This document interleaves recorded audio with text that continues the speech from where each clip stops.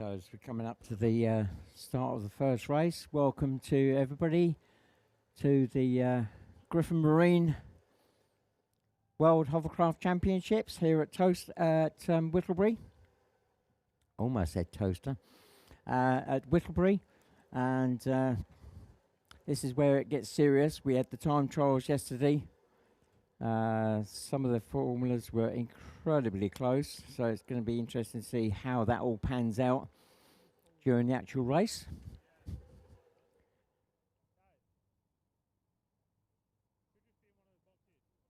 Now, I suspect most people today are here that have come to watch, are connected to one of the drivers or family, etc. So I will just give you a very brief overview about what each formula is about when they come up onto the grid.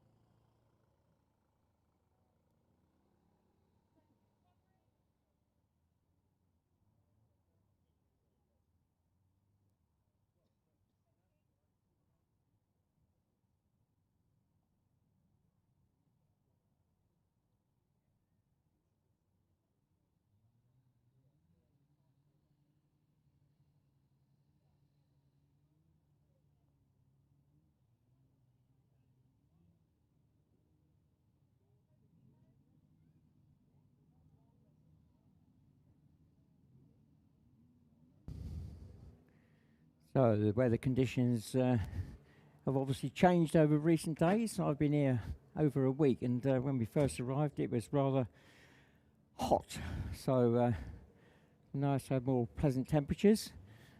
Hopefully it stays dry. So the laps for today, just to give you a heads up, the Formula Ones will be doing 10 laps. All the other main formulas in the adult section will be doing 8. And that includes the juniors, sorry. And the Colts will do 6. So F1 does 10. Colts do 6. All the rest do 8. Now, I've been given lots of buttons here, which are completely new to me, and I'm going to try and throw stuff up onto the screen. So do not be surprised if I get this wrong, but we could have some fun this afternoon whilst I have a practice, because I've not had the opportunity to have a practice yet. So I've been thrown in at the deep end with this one.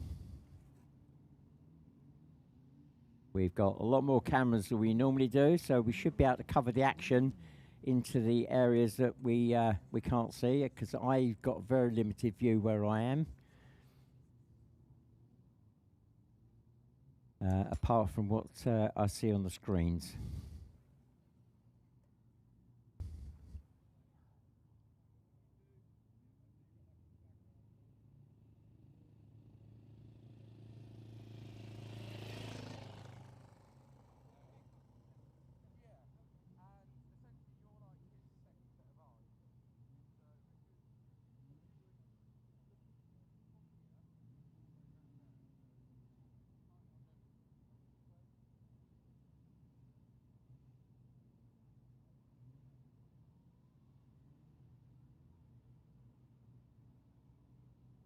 So the craft is starting to drop onto the grid now. Now let's try this button for the first time.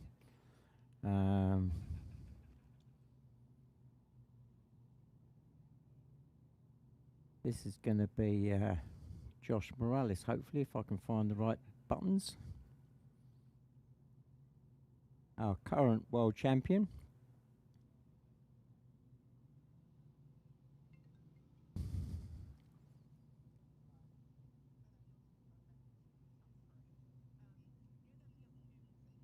and he's in pole position.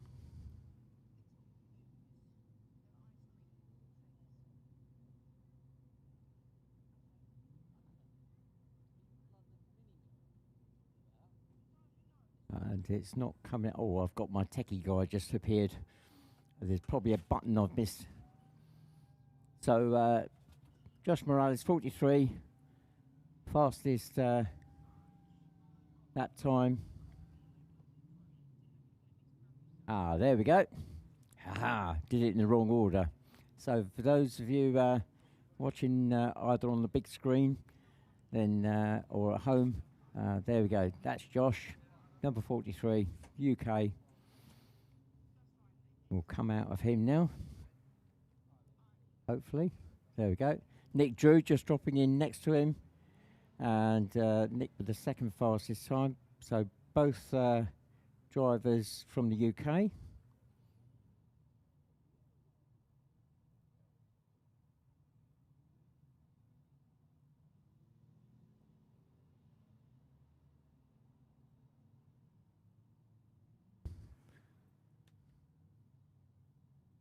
So there we go. That's Nick Drew. Let's see who else we got there. 51, Georgia Owner in third spot on the front row there. Let's see if we can get her details up.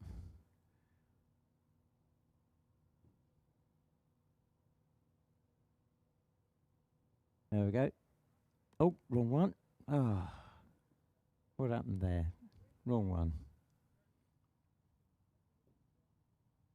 Oh, there we go. Got it right. So there's Georgia on the front row there. And let me see if we can see whether 117 is there, Elliot Folland.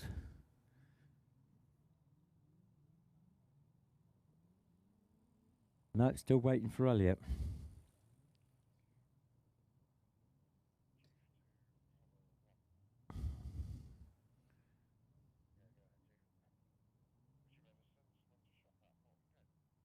So in theory, we've got 49 on the second row. And that, I believe, is going to be David Kemp.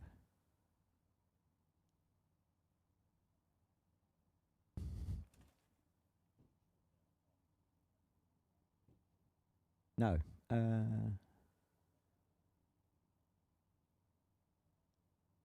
They give me way too much information here. And it's Tom Hudson. So Tom Hudson in 49.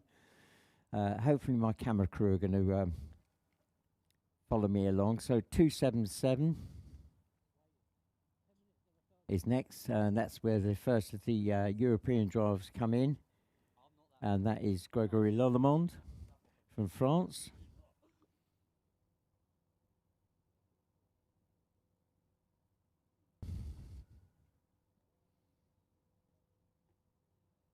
That's the first of our French drivers. Then we got 86 Ben Lambert completing the second row. I think I'm going to have to whiz through a bit quicker than this. Our camera crew is showing us the sky at the moment. If we can go back to row 2, that's 86 Ben Lambert from the UK. There he is, just on the right of the screen there. Row 3, we got 250.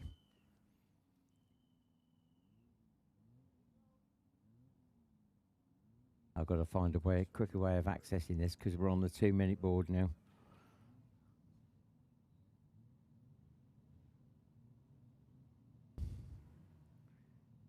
So 250 is the start of row 3. 79, 94, 242.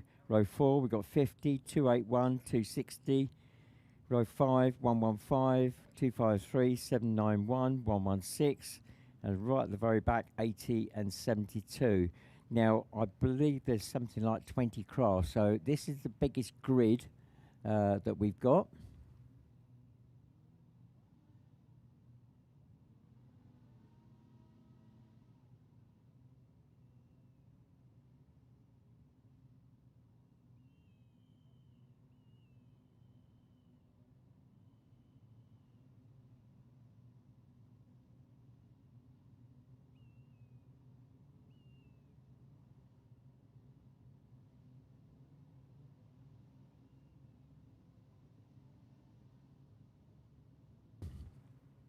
And it looks as though we've already gone through the 2 and the 1 minute board. So Marshall's checking the grid at the moment, see if everybody's in their slot.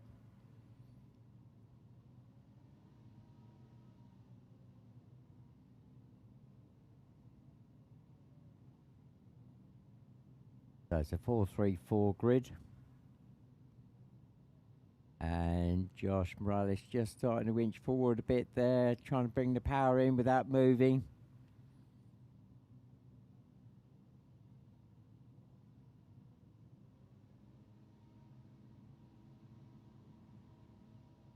And, oh, jump start by Nick Drew by the looks of it, and Ben Lambert was a bit twitchy on row 2.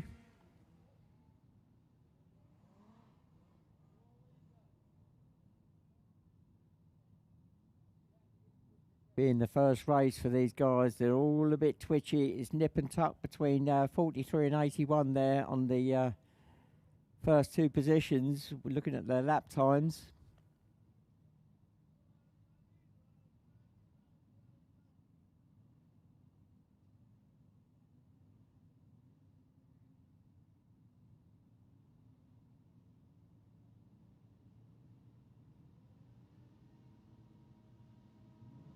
And there we go. Josh Morales got the inside line, and he may have the edge at the moment if he can hold the line as he goes round to the turn. And he does. Then it's 81 Nick Drew. Oh, right behind him. And then 117, 51, 86, 277, 50, 208, 49. And I've lost it now. We'll pick them up as they come through. They're still coming through. We've got one craft stopped before the first road crossing, and I'm not sure. Oh, that's a French craft.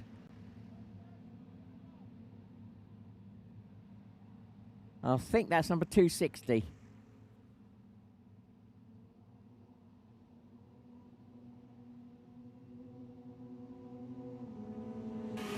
So crossing the line first, 43 Josh Morales, second Nick Drew, then a small gap to Elliot Follen third. Fourth, 51 George Olner, then 86 Ben Lambert. 277, the first of the French drivers, Gregory Lollemond.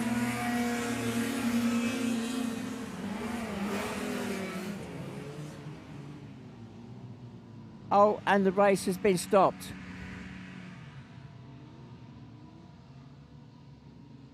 And I'm just getting an idea of where that incident has happened. The cameras are not picking it up at the moment, but the race has been stopped.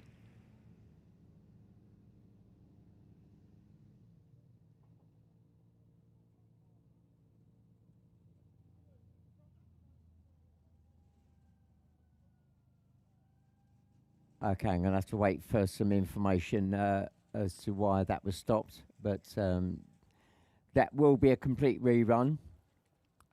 Quite clearly not enough laps on the chart for that to be considered a race finish. So what will happen is once the marshals have given the all clear, all the drivers will be sent back to the paddock. We'll get the next group up, and the next group up are the Formula 3s, and they will come onto the grid. We'll get those underway, and then the Formula 50 will be rerun directly after the Formula 3s.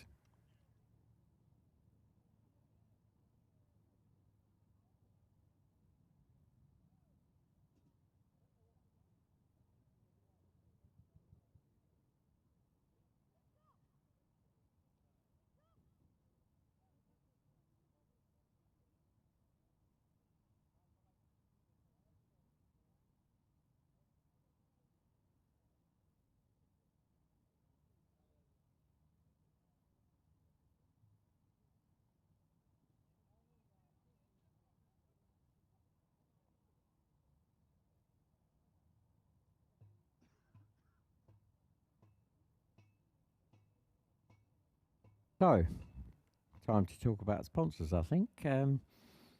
Whilst we just wait for this, our main sponsor for this whole weekend, Griffin Marine. I'm sure a lot of you will know that Griffin Marine are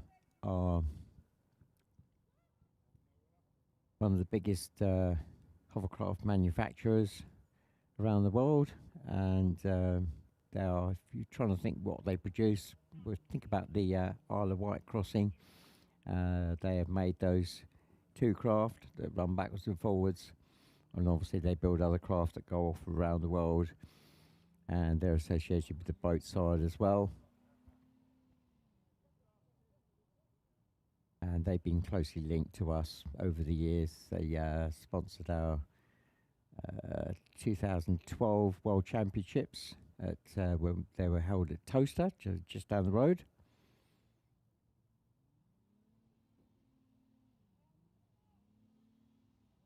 And other sponsors we got here, KRT Fire and Security. Whilst they're based in Aylesbury, they are all over the country.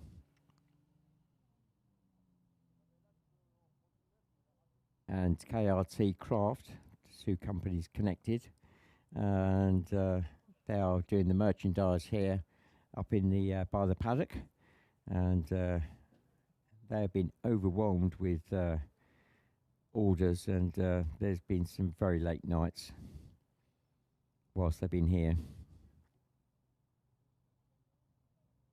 The Hovercraft Society of one of our sponsors as well. Again, they are more linked to the commercial side of the hovercraft scene.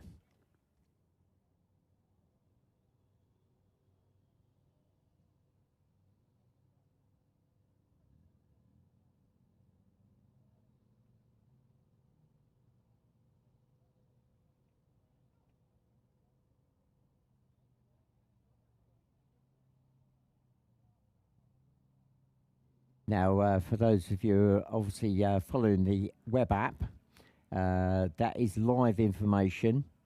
So I've just been updated that if you go to that web app, it will show you that the race has been red flagged, and we're going to try and do that. Hopefully not too many times with red flags, but that will give you the up-to-date information that's live, and obviously you'll be able to see the lap times as well.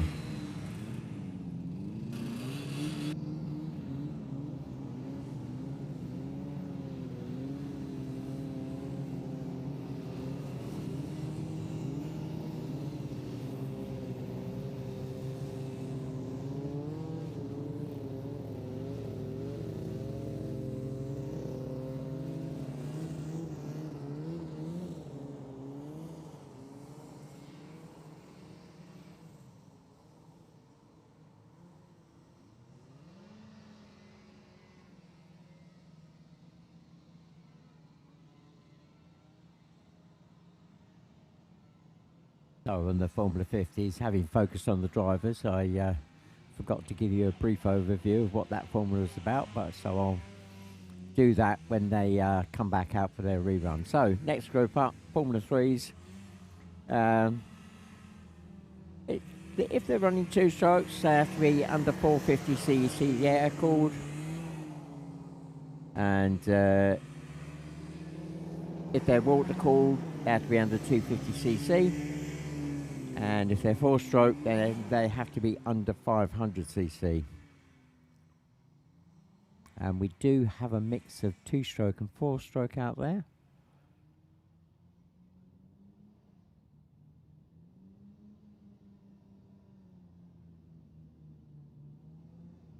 Now, in theory, this is the first of the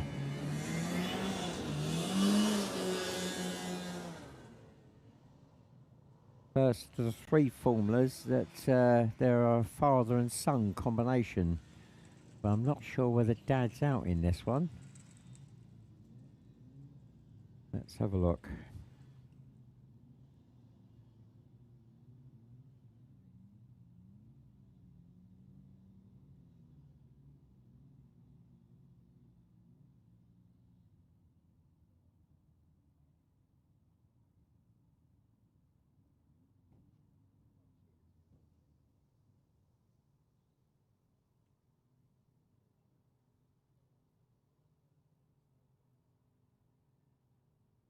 Well, it does look like it. 169 in pole position. And I don't have names on my sheet at the moment, which isn't making life a little bit more of a challenge. They will appear on my screen, and obviously the big screen as they come round.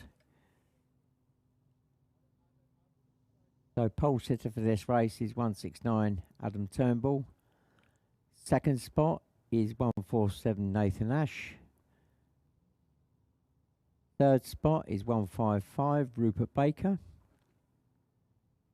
And completing the front row is 135 Charlie Clark. Moving to row 2.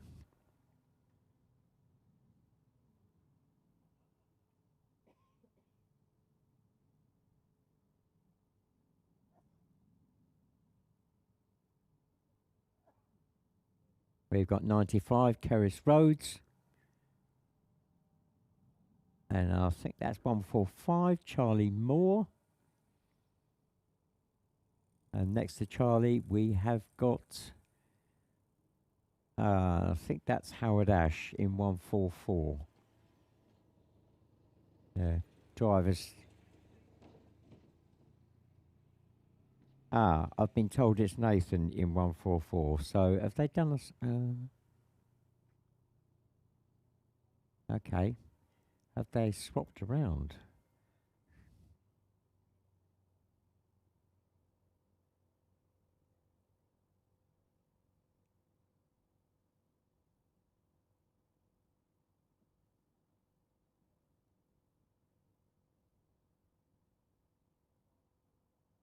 Yeah, so I can't see Howard the driver, but Nathan is standing by his dad's craft, which is what's throwing me a little bit. So maybe Howard's gone off for a lay down somewhere. Or have they actually swapped? No, they can't have swapped craft. Oh, Dad's looking at Son's craft at the front. Yes, Howard, we are looking at you.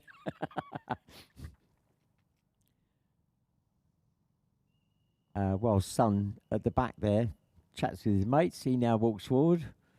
Hopefully Dad's fixed it and he's now going to walk back to his craft because we're now on the 2-minute board. Big hug there between father and son. Good luck. I know Dad was a bit disappointed with his lap times yesterday. Apparently they found compression was down on the engine, hence the lack of oomph. Whether they've been able to resolve that overnight, I don't know. I'll see if I can find that out later in the day. 7 craft in this race, 8 laps.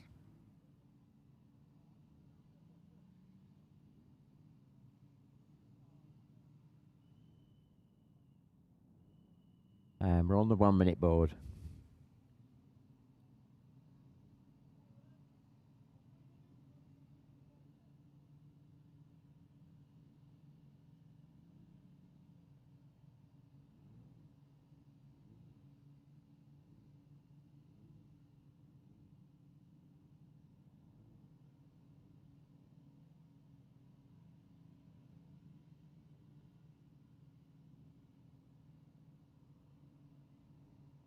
I think we're coming up to the lights very shortly.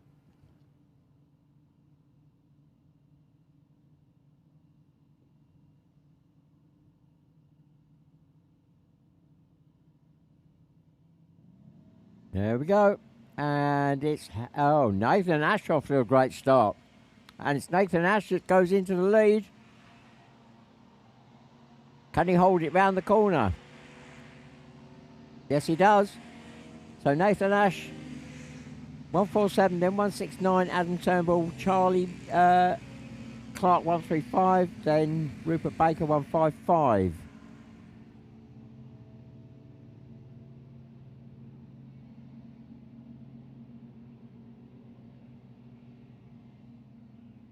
So a great start from Nathan there, off the line in seconds. He was, oh, and not sure which craft that was, but suddenly had to change the transition line because the first option suddenly disappeared.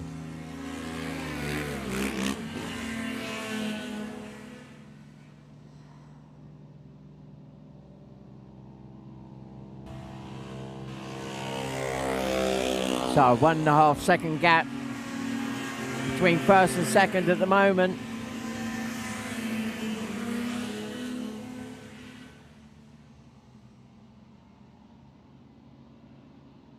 I think that may have been Charlie Clark that suddenly had to do a quick change of line coming out of the lake.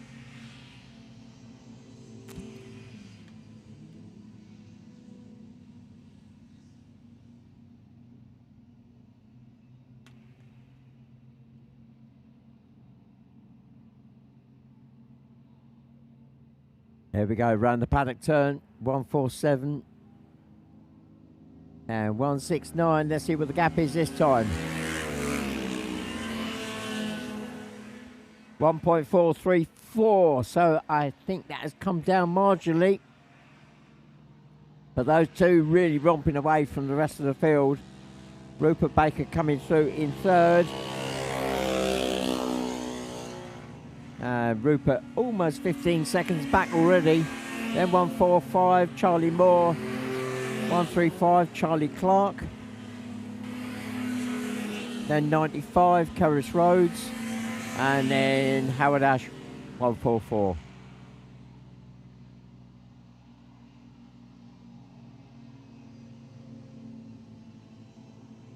So out of the lake, coming up the hill. Nathan's still in control at the moment.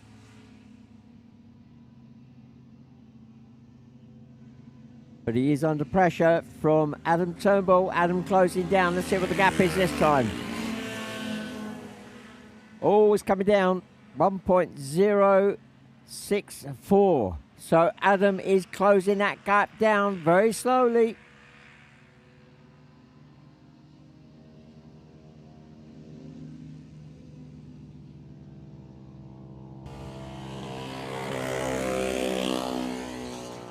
Rupert still in a solid third, but some way back now, 20 seconds behind. Then it's Charlie Moore, Charlie Clark, Curris Rhodes, and then Howard Ash.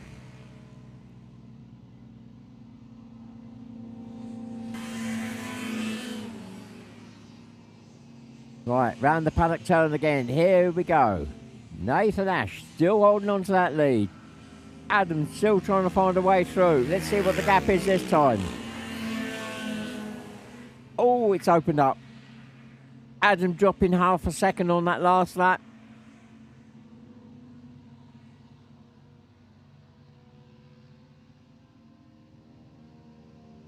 So we're now midpoint in the race. 4 laps gone.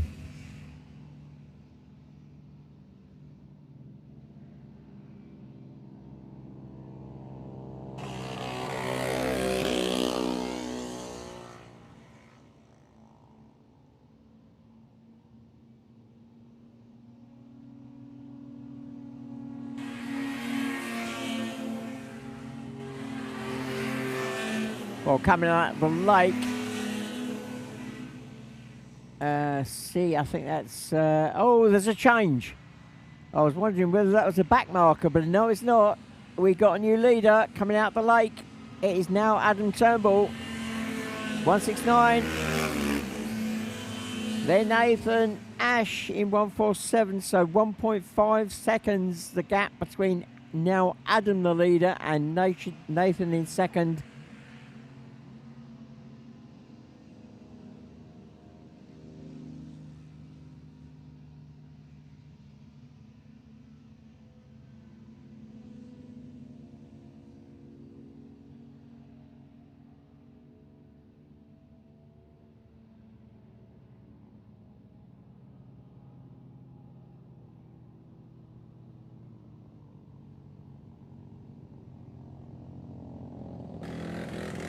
Oh, and Rupert Baker crosses the line, but that engine not sounding at all good, and the hand goes up, and he's returned back to the paddock by the looks of it. So Rupert Baker, who was in third, returns back to the paddock. That now means 145. Charlie Moore, who's just dropping down to the water, he will move up into third spot now.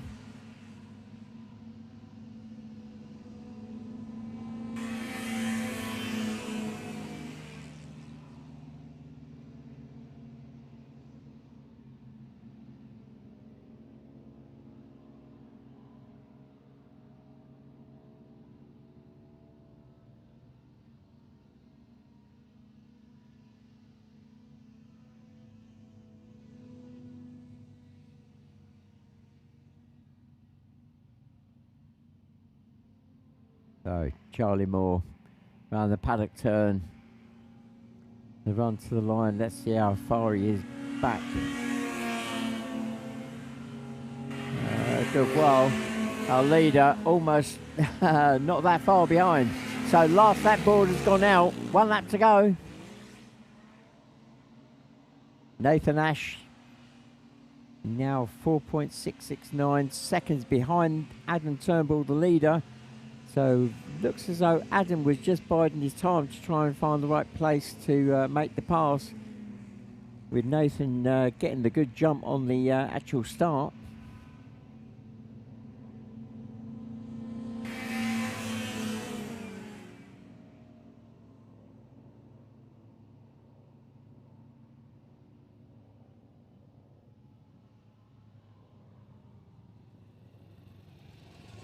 So around the paddock turn, our leader with the back marker in the way, or the back marker I think is actually Charlie Moore, I'm not sure. Couldn't quite pick him up on the camera, but I think it is. He goes a lap down. So our first checkered flag goes out for Adam Turnbull. He takes the win. Nathan Ash comes through in second, 9.7 seconds behind in the end.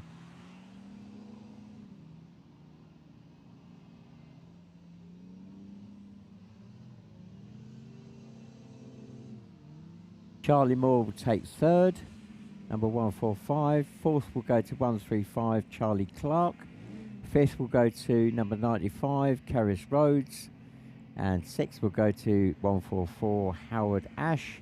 And seventh will go to 155, Rupert Baker.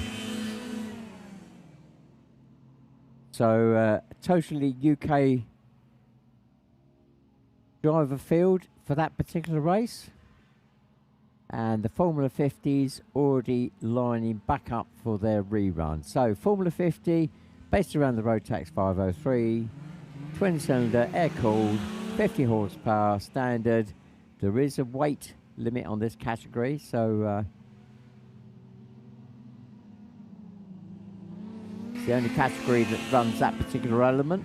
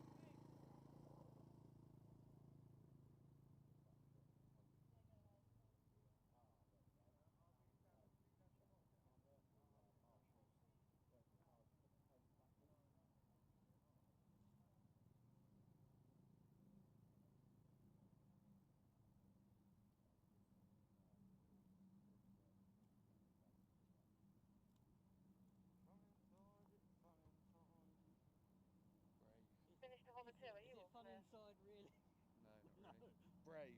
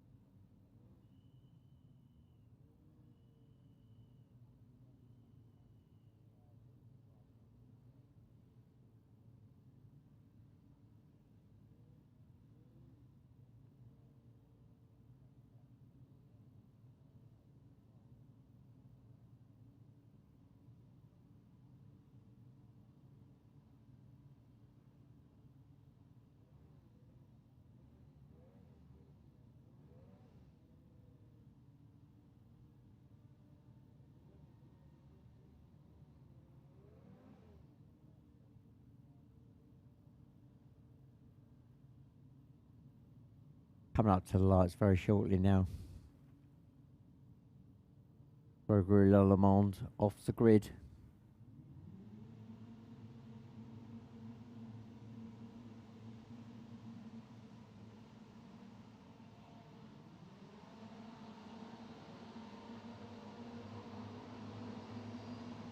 So first across the lake road is 81 Nick Drew. Josh Morales 43 drops on second. Third is Elliot Folland. Oh, splash of the boy. And looks as though Josh Morales was challenging for position.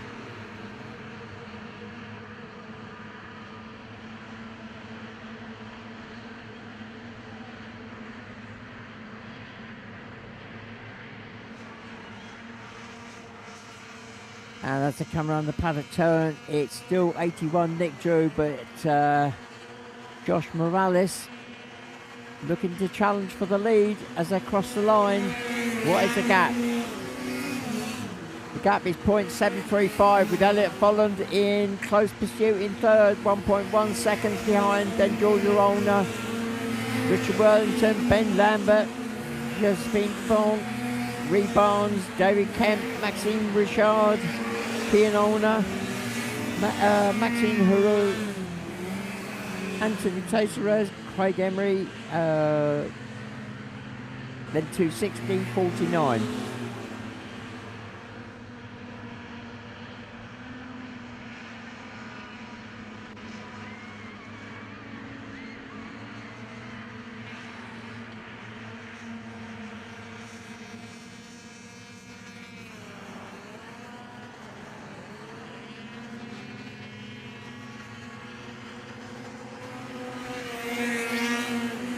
Well, Nick Drew still holding on to that lead. Well, and he's opened up the gap, 1.376.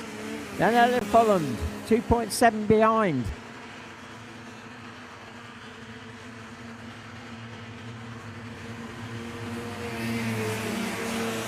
And we've got one craft stopped on the lake. Hopefully our camera crew can pick that up. I'm not sure who it is at the moment. It may be number 80. Looking down my screen, I can't see that craft appearing. And that's the Australian.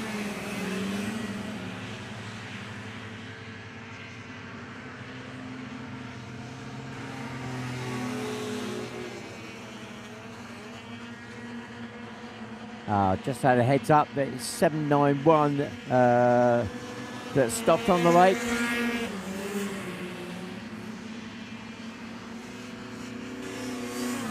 And that's the Polish driver, Jakub Furmanski.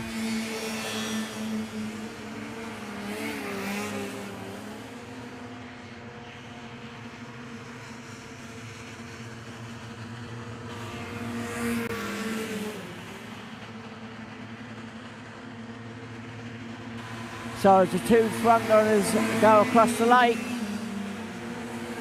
they come to exit the lake and the run up the hill towards the paddock turn.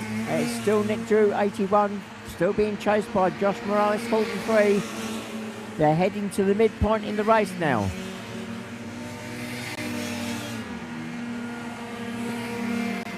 And they are definitely getting into the traffic. Here we go, let's see what the gap is this time. And it's opened up. Another half a second for Nick Drew. And it looks as Nick may have a bit of skirt damage. There is some flapping underneath the craft now. That may be from underneath. It doesn't look like a segment, so that may be his section underneath the craft. Nick Drew, as they dropped onto the water and got round the first marker, Josh did close that gap down. They're in amongst the traffic.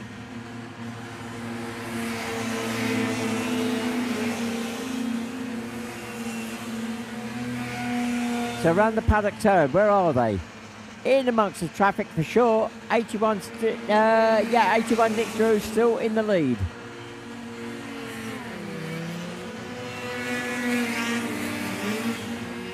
And the gap now 1.256.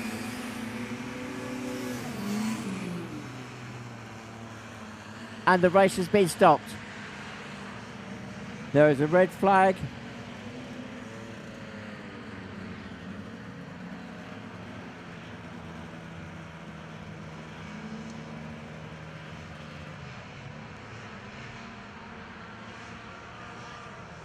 And at the moment I have no, okay.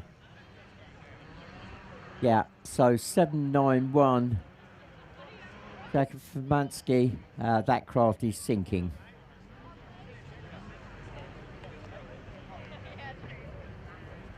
So Jakub Furmanski, yeah, that craft is, well, it's floating, but not very well, should we say. So the race has been stopped, and I think that will be a...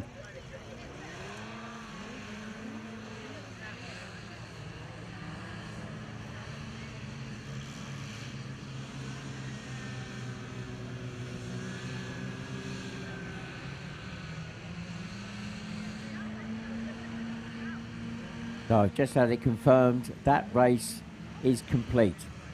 There will be no rerun. So the race is complete, no rerun.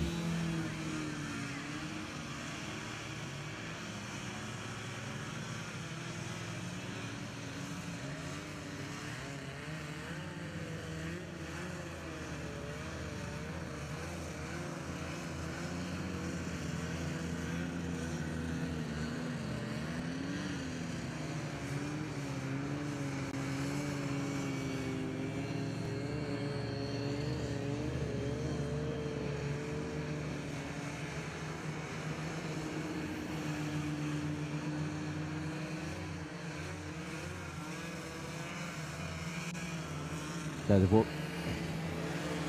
water recovery, just attaching some barrels to that back of that craft just to stop it going any lower.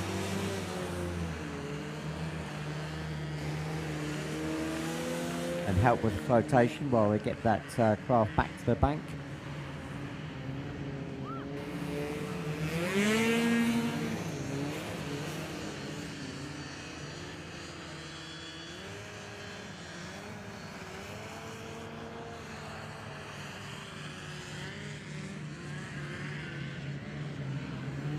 So our next group up, Formula 2.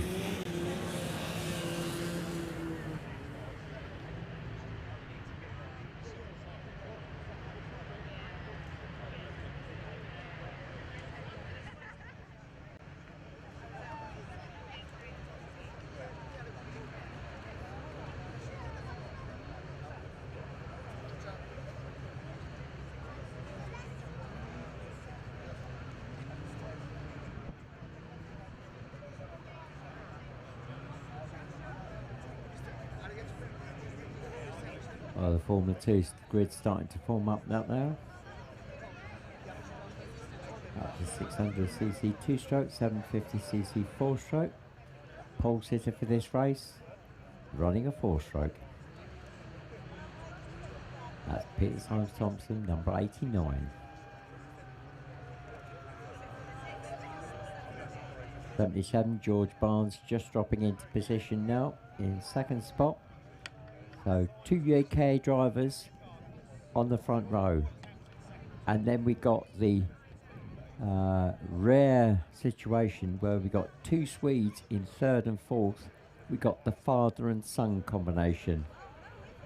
And son has just managed to pip his dad, a former world and European champion. So Ricard Ivanov in 5.22 is in third spot on the front row.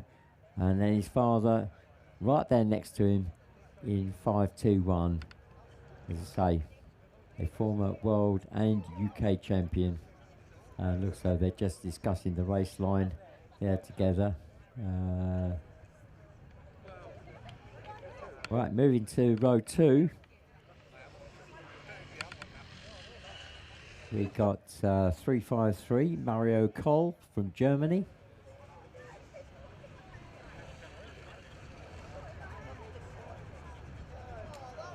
And then we've got 119.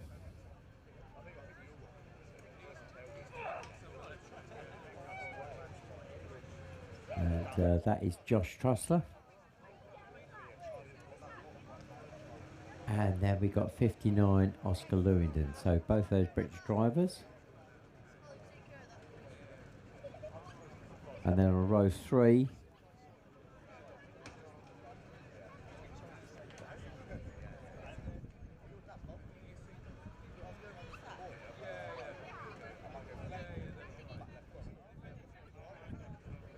we've got Paul Tarpley.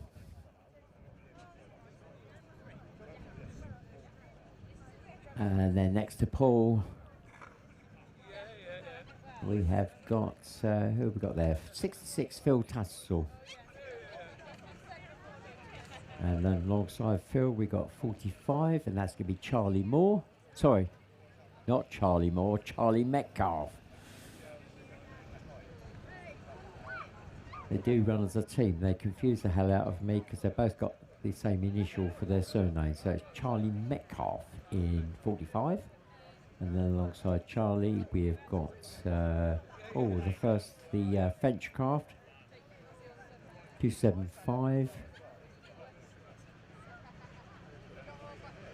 And that is Fabien Santalon.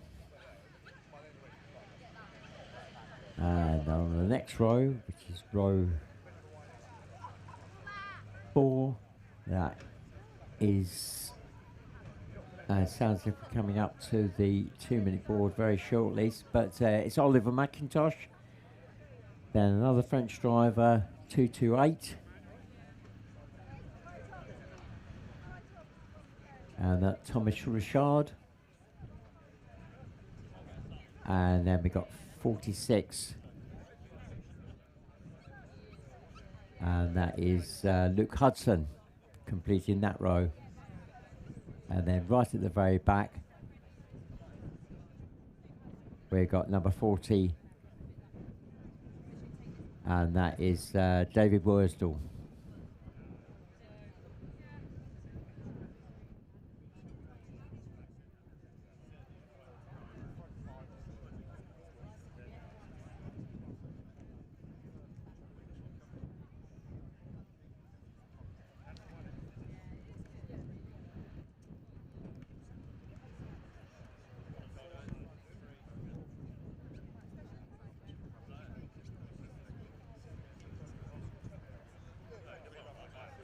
Right, so that's our grid complete by the looks of it. So 8 laps for this race. It is going to be fast and furious. We're going to have some tight racing I can see here. And watch out for that father and son combination, 522 and 521.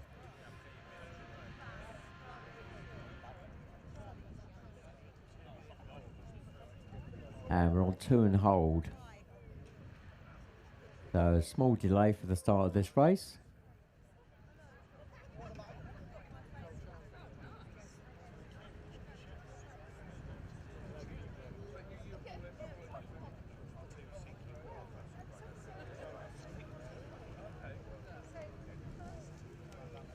Don't forget our pole setter with a 4-stroke. I think he's the only 4-stroke out there.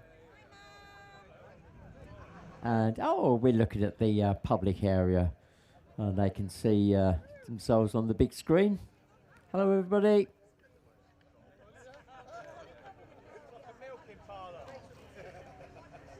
Enjoying the view. We've got the big screen down there now for them to follow. Oh, somebody's shaking some moves there. I'm not quite sure what that is, but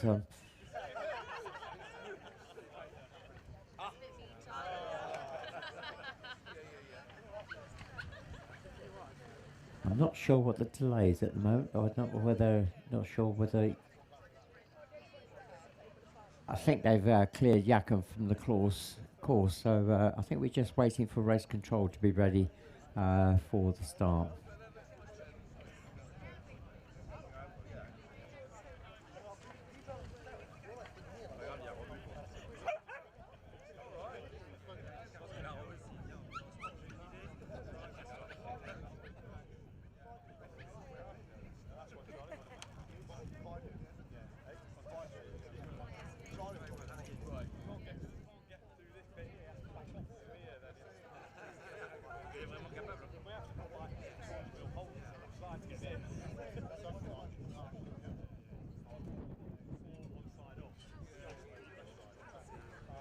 It sounds as if we might be, yeah, we're ready to go now. Race control is ready. Now we're going back onto the 2-minute board again.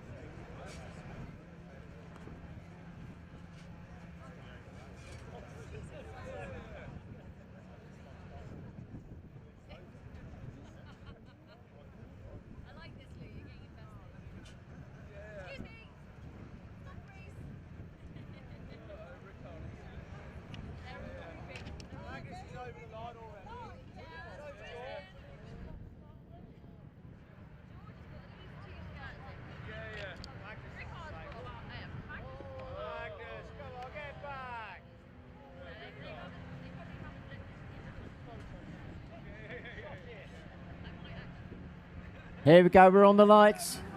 And we are away. Great start by Pete Thompson in 89. That big 4-stroke getting him off the line quick. And here we go. Just one of the Swedes up on this side. Oh, something's happened. It's Magnus Ivanov. I think he may have blown a fan.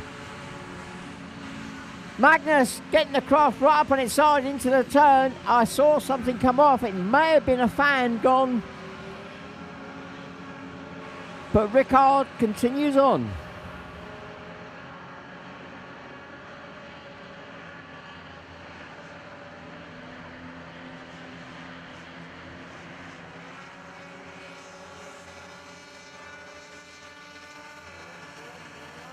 Right, let's see who comes up round the paddock turn first. Here we go. 89 is not in first place. It's George Barnes, 77, that goes through in first place.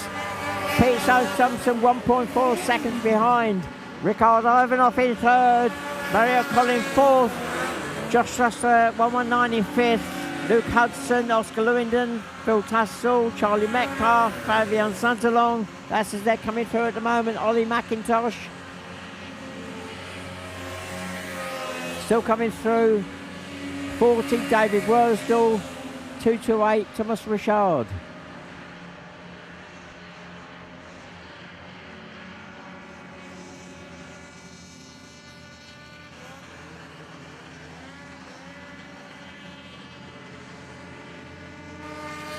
Right, George Barnes goes through. Let's see what the gap is this time.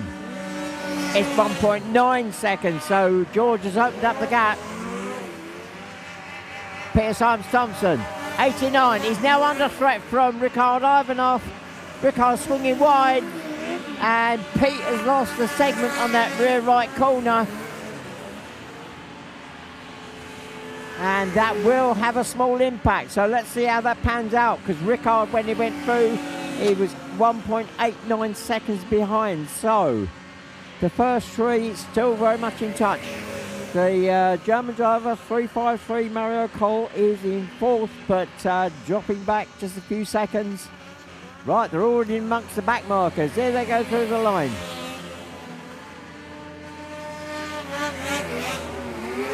And the gap is 0.94 of a second. And I've lost Rickard Ivanov.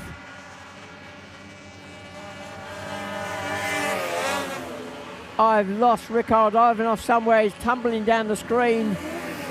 Positions. So 522 at the moment has stopped on track by the looks of it. Is tumbling down the order.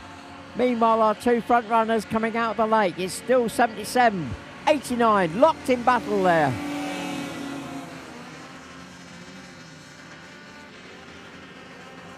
Pete went for the inside line, managed to get into the lead momentarily, but George Barnes did the cutback and retook the lead, 0.8 of a second.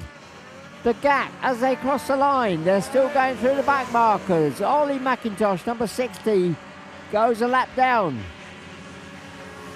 with 4 laps gone.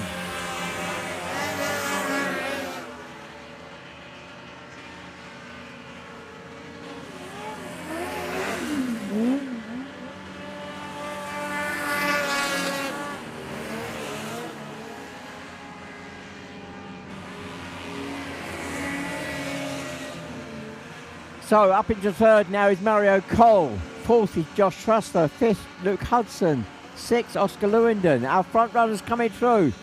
Almost nose to tail as they go around the paddock turn, and the gap is 0.46. The gap is closing down. Pete is definitely on the hunt.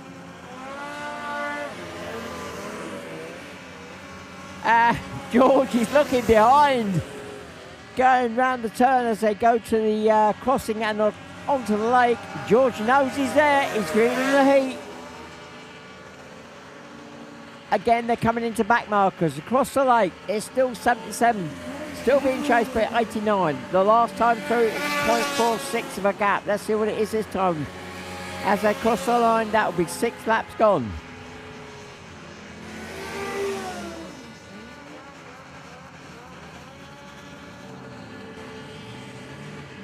Oh, Phil Tassel pulls to one side, lets the two front runners through, and the gap this time, 6.64. So the gap opening up very marginally. With 2 laps to go. Mario Cole goes through in third, but some way back, 12.75 seconds behind.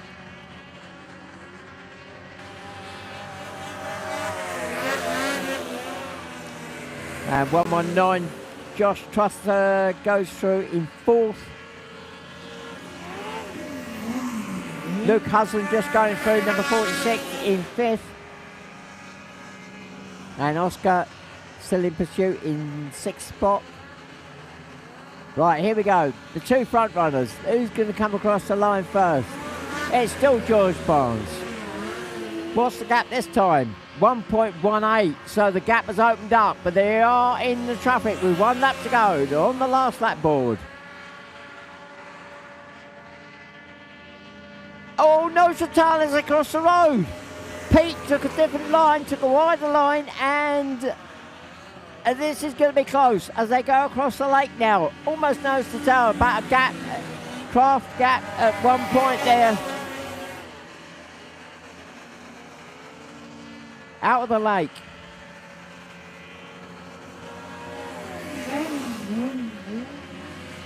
Up into the paddock turn. I think they got a free run to the line.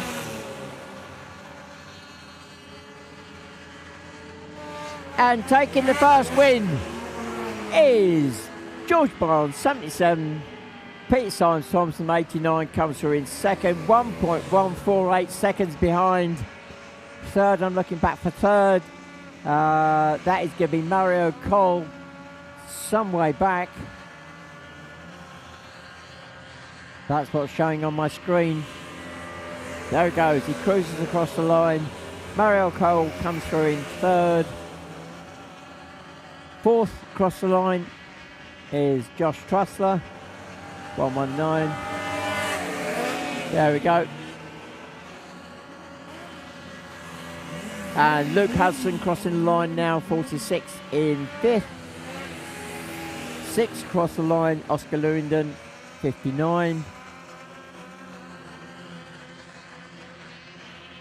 And I think they may have already gone through. Let's just wait and see. Yeah, so it looks as though Charlie Metcalf will come through in seventh, number 45. Eighth will be 275, Fabian Santalon. Eighth, 52, Ollie McIntosh, number 60. 10th will go to number 40, David Worsdale. 11th, 522, Thomas Richard. 12th, 66, Phil Tassel. And 13th, 522, Rickard Ivanov. So father and son not having a great race. I'll try and get an update as to what happened to the pair of them.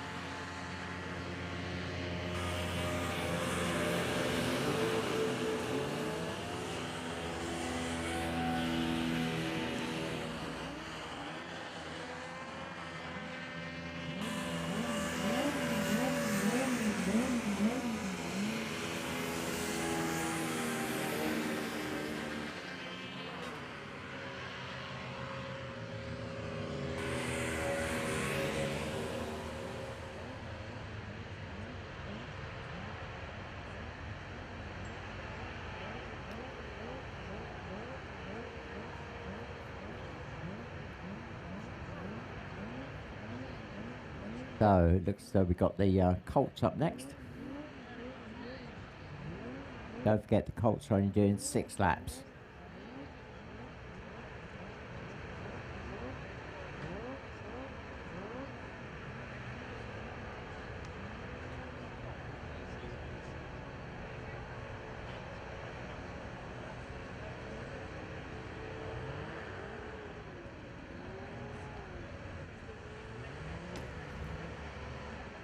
Well, it sounds as if I was right about Magnus Ivanov. I've just heard the marshal saying they're picking up fan blades, so I'm just going to take a wander because he's actually parked up quite close to me.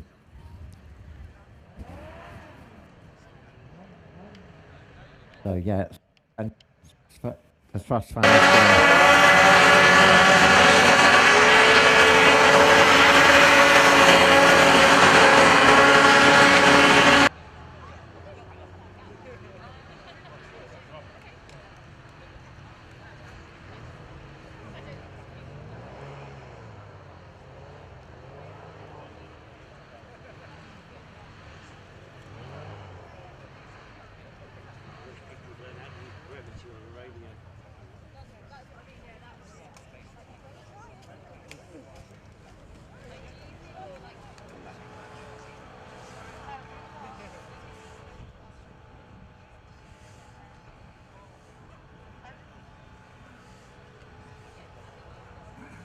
Well, I was right about Magnus. The thrust fan's gone. It appears that he went hard into the corner. Craft went up on its side, and as it came back down again, with the hardness of the ground at the moment, it just put a side load onto the hull, and Buster flexed the duct, and that impacted on the fan, and that's the fan gone. So I would say a relatively straightforward thing to fix. So shouldn't be any major impact on the next race, hopefully, fingers crossed. Ricard, we haven't got any full details on that at the moment. Magnus seems to think that might be a thrust engine problem, so that may be a bit more complicated.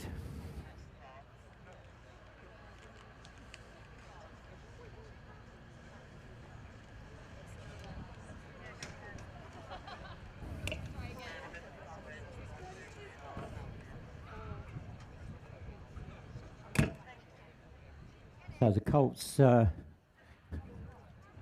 unfortunately, we've only got 3 Colts for this World Championships.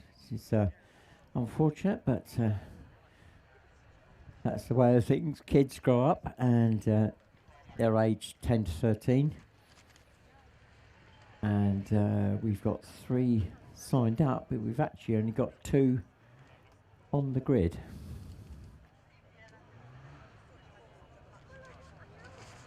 So it sounds as if we might be coming up to the start of this race fairly soon. Now, just the opportunity for me to remind you about the web app. If you haven't downloaded it, there are QR codes dotted around, and that gives you all the timetable, race results, etc., etc. So please download that. We're on the 2-minute board.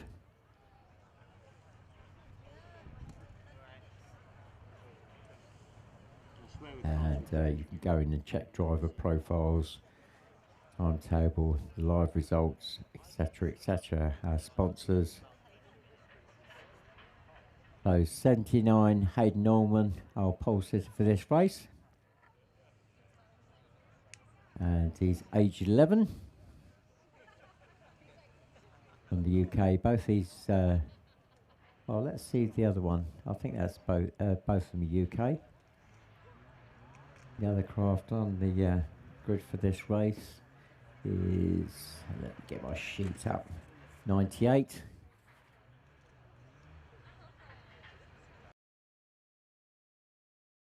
And that is Philip Charnick. Now I need to see, oh, he's racing under the UK.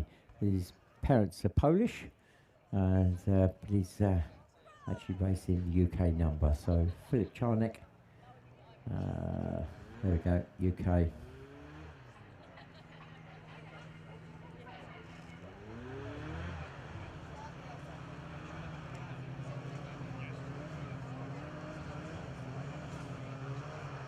And the other driver that should be out there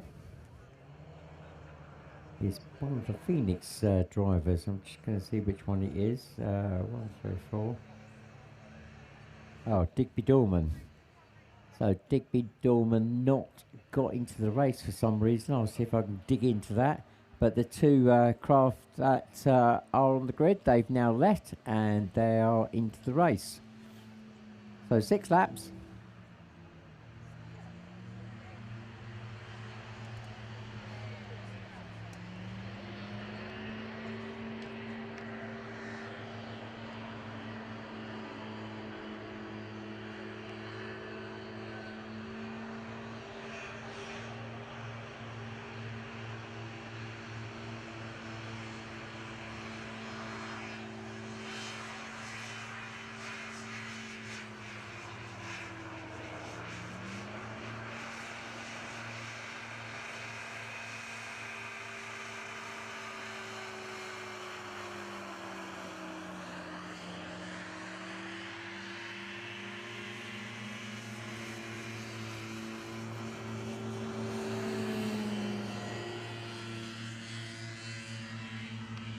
Well, let's see what the gap is. Hayden goes through, clear leader. Philip goes through, 6.25 seconds behind. See if we can see if Philip can close that gap down a bit.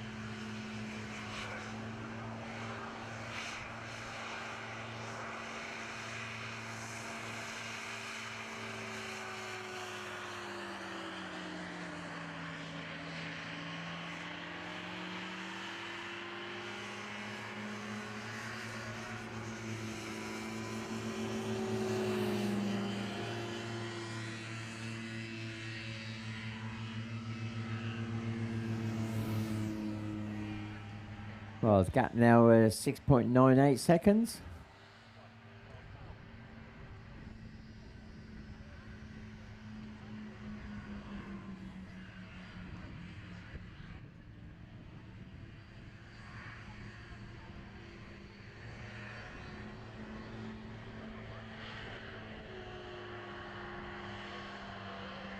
Oh, and there's a mistake by Hayden at the turn at the buoy, and he's got it back underway again, but that is going to lose him a bit of time.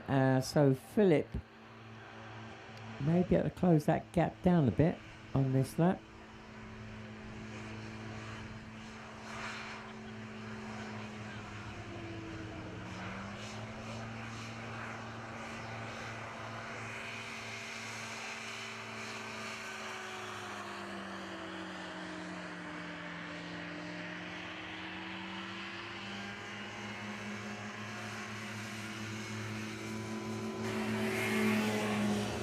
So the gap last time was 6.98.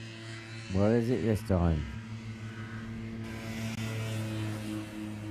Oh, it's opened up 7.735. So we're actually midpoint in the race now. It should be a 6-lap race. It's showing 8 laps on my screen, but I'm pretty sure it is 6.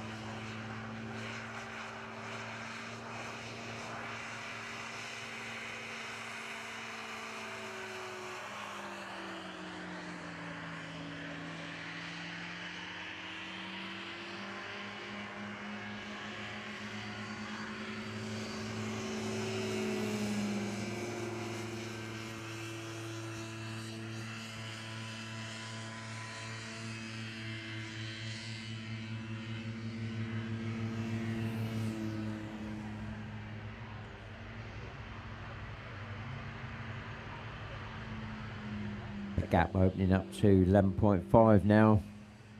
So Hayden totally in control of this race.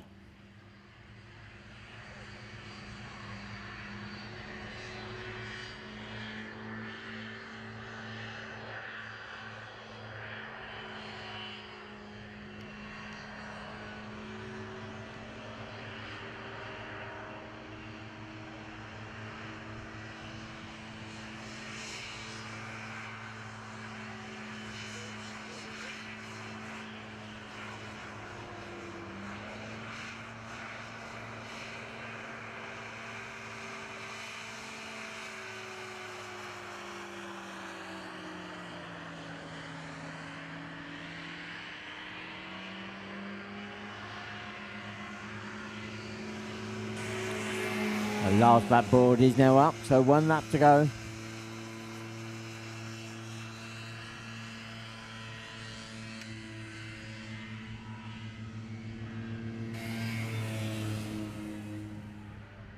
The cap opening up again a little bit, 12.42.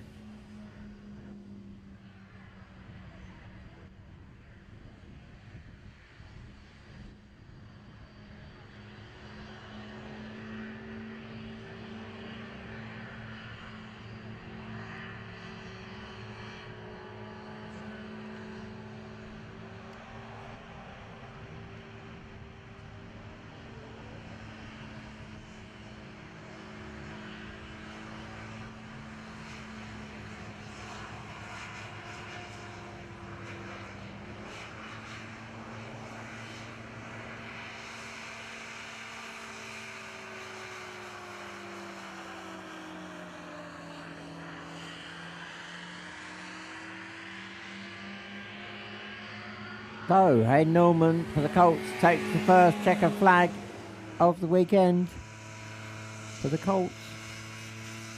And 98 Philip Charnett will take second.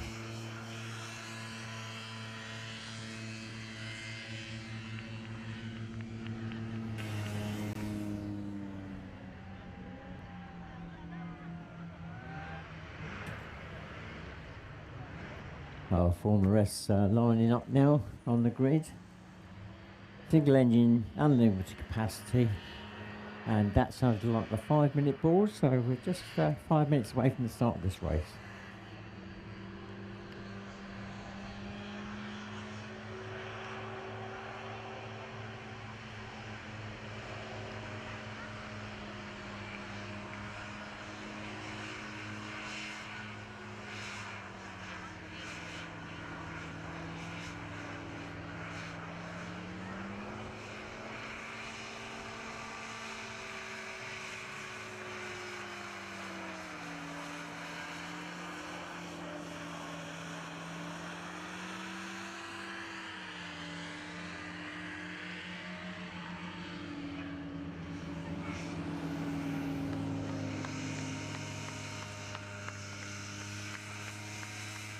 Well, for those of you that are watching online, or even on catch-up on YouTube at some future point, welcome to the Griffin Marine World Hovercraft Championships here at Whittleby Park.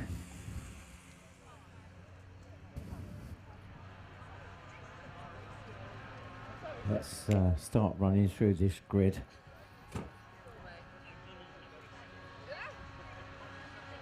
In pole position, 68, Dan Turnbull, UK. And in second spot, we've got number 798, Maciek Uchman from Poland. Although he does actually race in our UK series, he's opted to run under the Polish flag this weekend. So that's Maciek Uchman. Third on the front row there, 61, Dave Palfrey. UK driver, quite possibly one of the oldest drivers this weekend. Let's just say he's a pensioner. And on the front row should be number 331. And that is Andrew Stelzhammer, but he doesn't appear to be there at the moment. I'm not quite sure. I'm going to have to delve into that one. There doesn't seem to be any sign of him appearing from the paddock exit. So row 2, we got 48. Should have been Rob Trussler originally, but his son Josh Trussler has taken over. And there we go, Josh Trussler. Oh, that's going to be funny. So, as I say, Josh has taken over at the last minute, but the data is still as his dad, Rob Trussler. And so, at the moment, Josh is 51. No, that's his dad. So, we'll try and get that one changed in the background for the next race. And then we got 53 alongside on the second row. And that is, who have we got? That's Jamie Lewington. So Jamie Lewington there from the UK. And then completing row 2, we've got 114. And that is going to be Zoe Deacon. Row 3, 279. And that is going to be Thomas Heroux from France. And then 37 from the UK, Joe Smith. And that's our grid for this Formula S. So 9 craft on the grid. And our pole sitter. Oh no, not our pole sitter. On second row, it's Josh Trussler.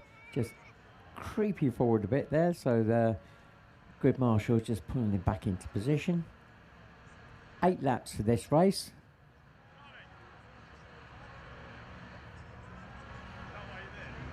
And we're away. And Dan Turnbull off to a great start.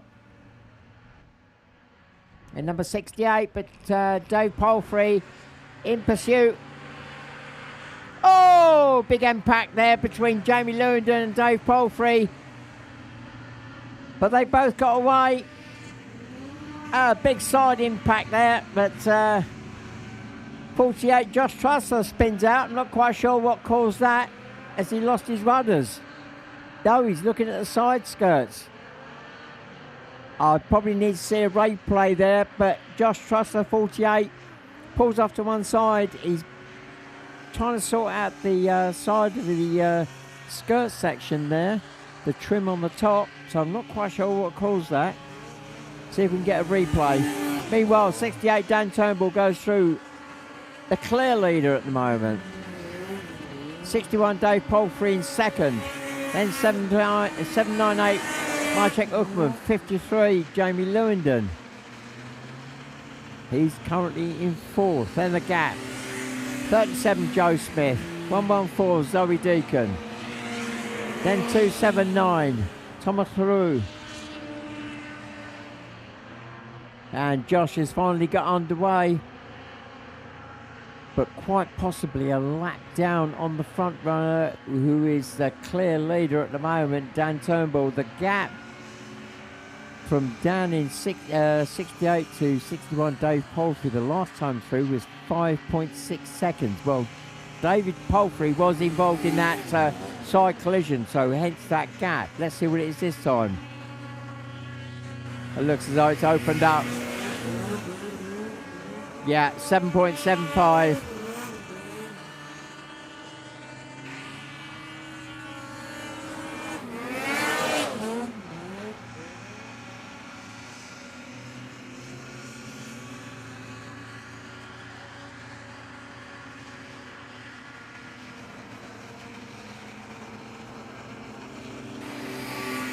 Oh, and another side impact there. I've just spotted round the paddock turn between 279 and 114. They've both got away with it by the looks of it.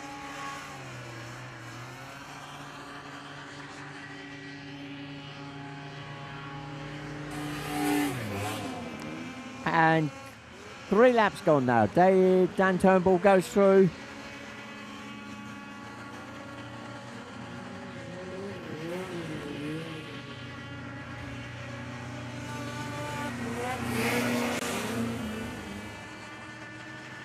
And the gap has opened up again to Dave Palfrey in second, number 61, 10.67 seconds now.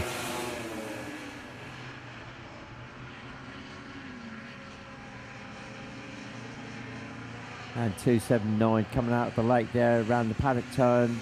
Thomas Heroux from France, currently in 6th spot. And he's got the leader right behind him, Dan Turnbull, 68.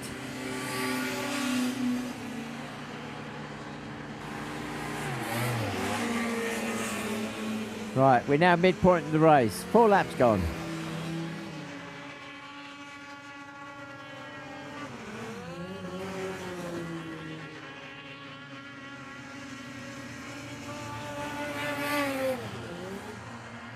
Well, Maciek Uckman in a solid third, but a little bit back.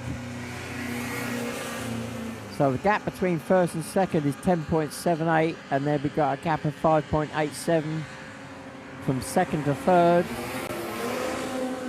And I've just realised that Andrew Stelzhammer has actually come out into the race. As a late starter, I'm not sure how many laps he's put in, but clearly he's on last spot, which currently is 9th. 5 laps completed now. Dan Turnbull goes through.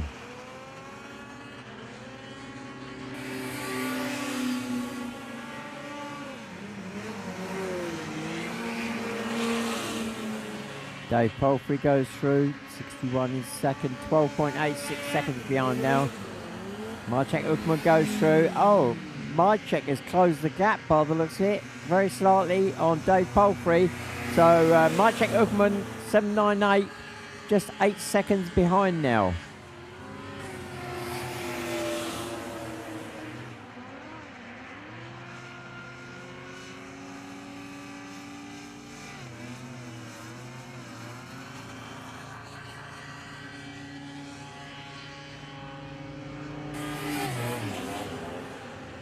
The leader goes through, 6 laps completed. Let's see what the gap is this time to Dave Palfrey, 61, who's coming around the paddock turn now.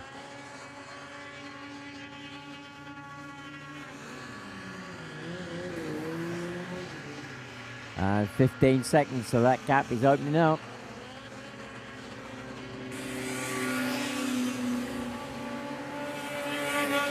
And Marcek goes through. Oh, that gap has opened up as well. 11.14 seconds. So Magic losing some ground on that last lap to Dave Palfrey. And after 7.98, Marcek Uckman is 37, Joe Smith. Then 2.79, Thomas Haru. 53, Jamie Lewington. 48, Josh Trussler. 114, Zoe Deacon. 331, Andrew Stelzhammer. The leader is now on the last lap. Last lap board is now out.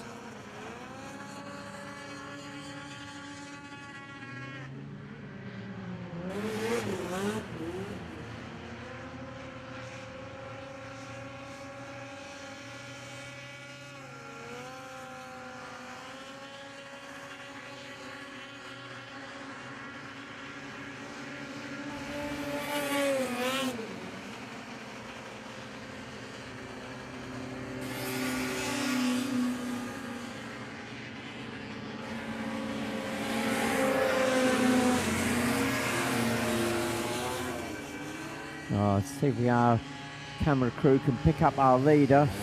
Oh, there he is. Just shot through the line. Dan Turnbull takes the win.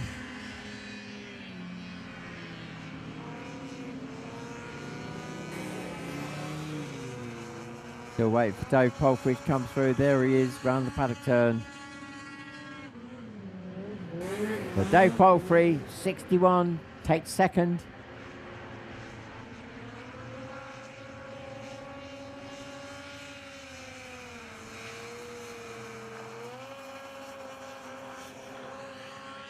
And just appearing now to cross the line, 7.98, Marcek Uckman takes third.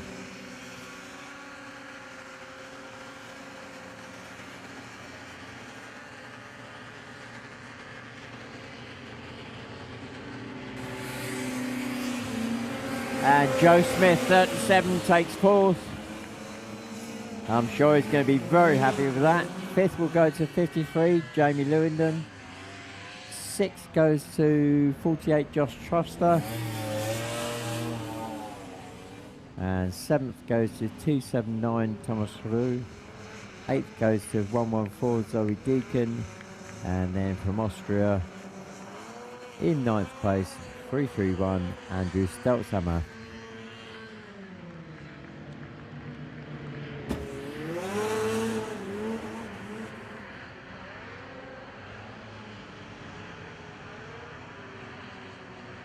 So next up are our juniors.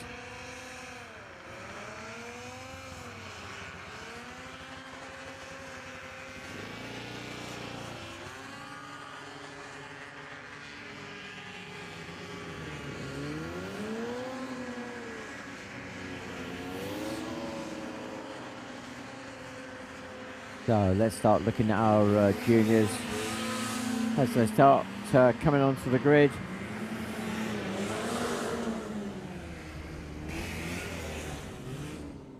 Just wait for the tail enders to come through from this last race. I think they may have all gone now. So 1-3-2. In pole position, Rudy Dorman. Rudy from the UK.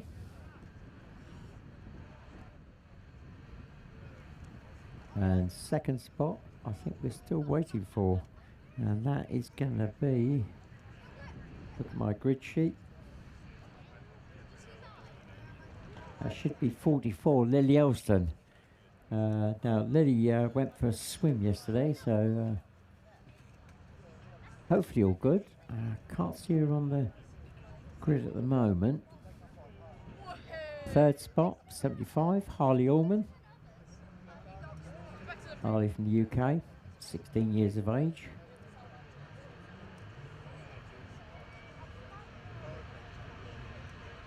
So that's the front row complete. Second row, Emily Lewington, 153. And again from the UK.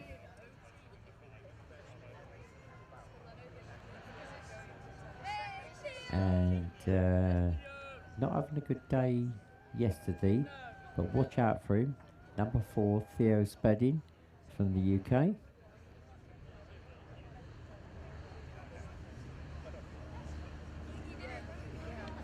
And then another one from the UK, so it's an all UK grid at the moment. I've just spotted Maya Barlow, sorry, not Maya, Lily Elston, 44, dropping into position on the front row there. So coming back to Maya, so Maya from Maya Barlow, number 7 from the UK. And then we got 135, Lucas Rhodes, again UK. So very strong UK field here. Still got James Cooper, 82. And I think James may be the last one on the grid. And again, UK. No, we still got one more. Louis McGavin, part of the Phoenix Racing team. Again, UK.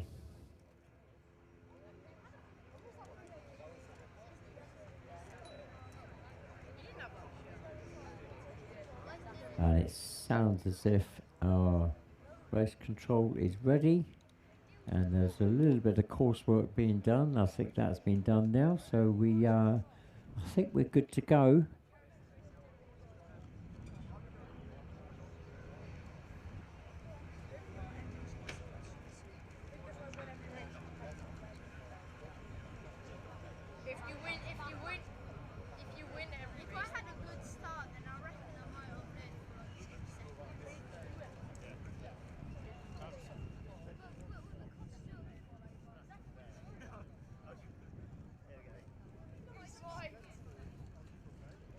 So 2 minutes away from the start now. 2 minutes.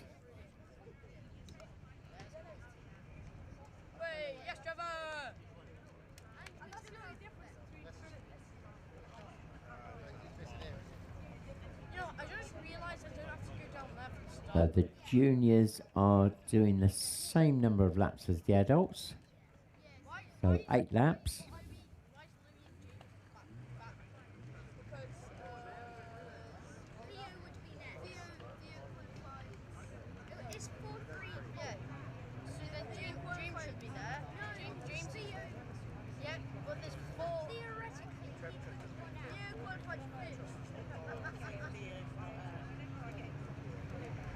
And we're now on the 1 minute board. 1 minute away from the start.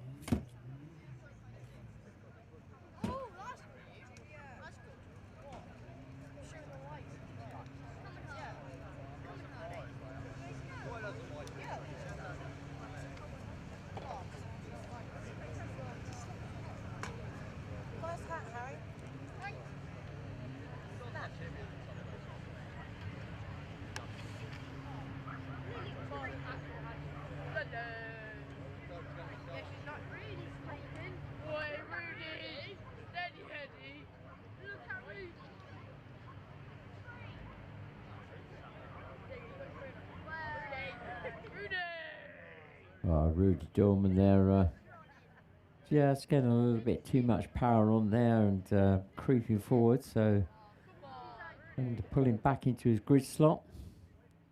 The start is going to be critical, so those few inches could make a difference, but he's crept forward.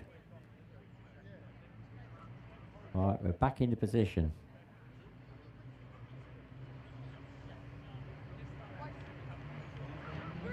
Here we go, we're away.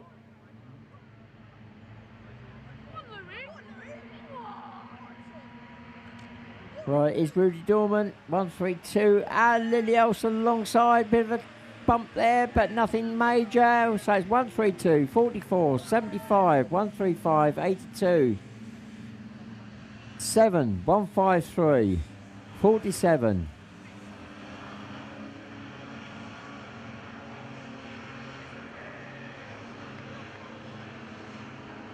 And I'm just wondering whether we got one missing. Did Theo Spedding get off the line?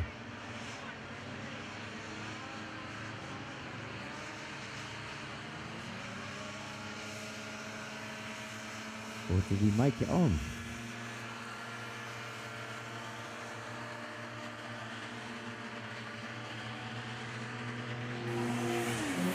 So the gap, let's have a look what it is between first and second. Rudy Dorman, Lily Olsen, the gap is 2.56.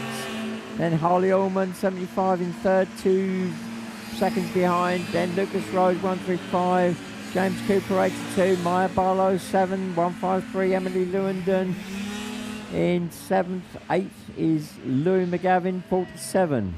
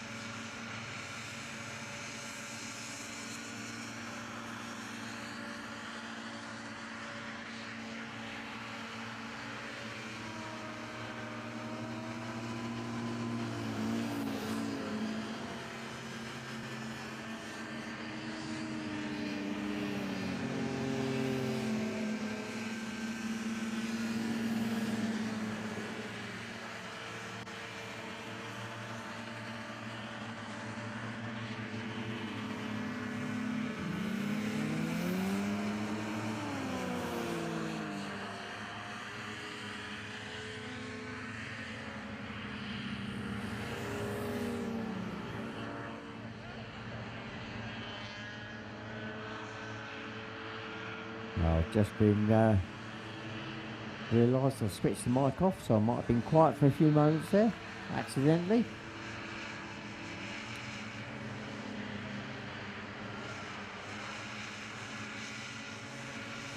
So Rudy Dorman, 6 laps gone.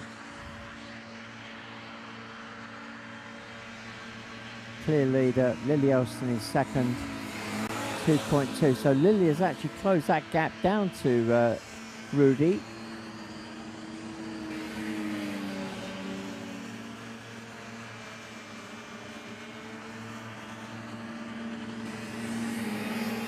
Last lap board is now out. 1 lap to go.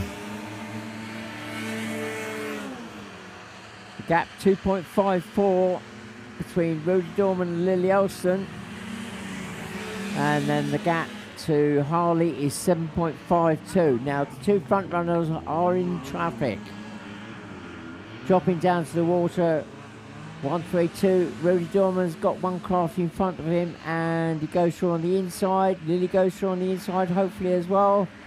Yep, manages to squeeze through and that gap is close. They run across the lake. It's Rudy Dorman leading but Lily Elston on his tail.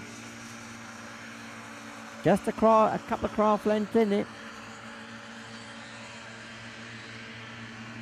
And Lily trying to attack there, coming up the hill. Almost side by side as they go around the paddock turn. Rudy looking behind to see where she is, which side she's going to attack from. They come around the last turn, and it's... Well, he's done it. Rudy Dorman has held him, Lily off. 1.28 seconds the gap as they cross the line. So Rudy Dorman, 132 takes first. Second goes to 44, Lily Elston.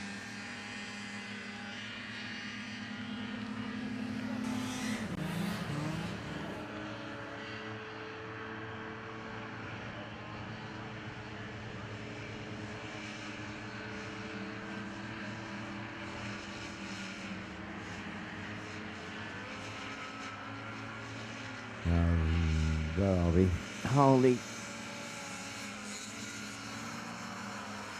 think Harley's gone through. Still waiting for Emily, so it's going to be after Lily Elston in second. It's going to be Harley Ullman in third, fourth 153 Emily Lewandon.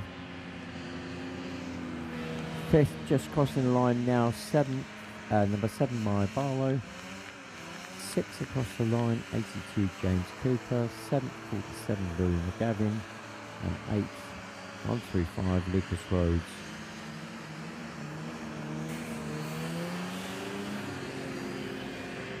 Oh, great race there between the 2 front runners for this race.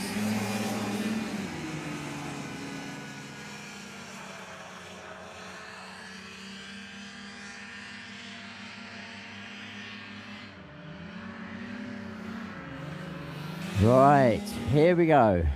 Formula One. Unlimited capacity. Here we go with a father and son combination. And we are looking at a pole sitter from the UK, number 1, Callum Beale.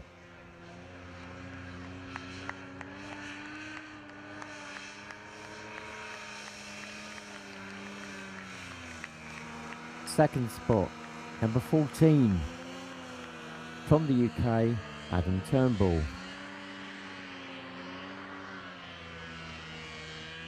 Third spot, number 11, Jake Trussler. So Jake actually works for the main sponsor for this World Championships. He works for Griffin Marine. No pressure, Jake. And moving on to fourth spot and completing the front row, there's Dad, Conrad Beale, number 17, former UK and world champion. His son now trying to emulate his dad. Both of them having problems yesterday. Callum actually rolled the craft on the lake. Conrad blew an engine. But they've managed to get them sorted out. I believe, I'm going to look down the grid, make sure they're actually there. Yeah, they do look as though they're there. Yeah, I can see Conrad. Second row, number 3 from the UK, Cy Francis. And then alongside Cy, we've got 208, Anthony Lallet from France. And then alongside Anthony is 519 from Sweden, Marcus Westerberg. Now Marcus is running a craft with a turbocharged engine, and yeah, had a few issues yesterday, so we hopefully has got Marcus back on song again, and we'll see what we can produce today. Row 3, we got 234 Denis Rago from France, and another French driver, 262 Francois Dupont. And then completing row 3, again another French driver, 213, and that is, just waiting for it to come up on my screen, Michael Veron. And sounds as if we're on the 2-minute board. I can hear the engines firing up. So 10 laps for this race. This is the only formula that does 10 laps. It's going to be fast and furious.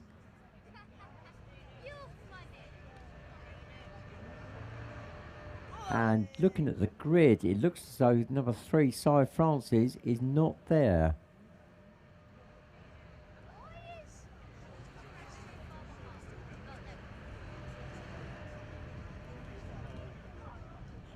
So just to help confuse me, father and son both running identical colour scheme craft. The only difference, the numbers.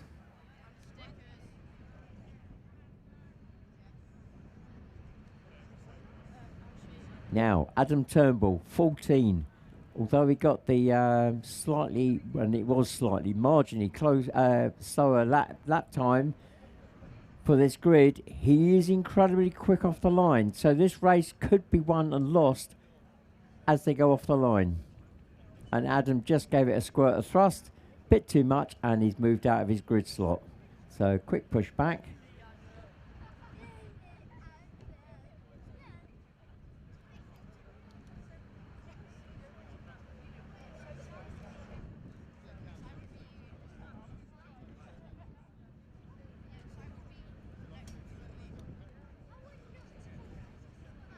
Right, they must be getting close now.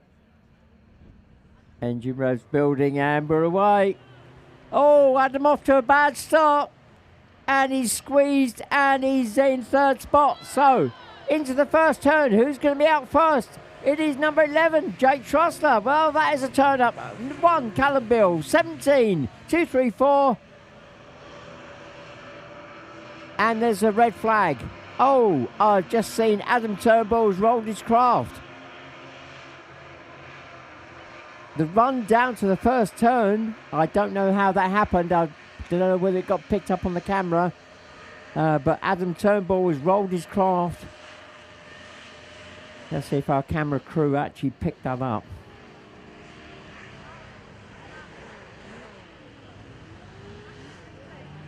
There we go. There's the replay. And watch him go down. Ow, he's gone into the turn too quick. Yeah, he's gone into the turn too quick. He got squeezed out, and Jake and Callum he got in front, made a sharp right-hand turn, carrying too much speed, and up and over it went. So quite a low-speed roll.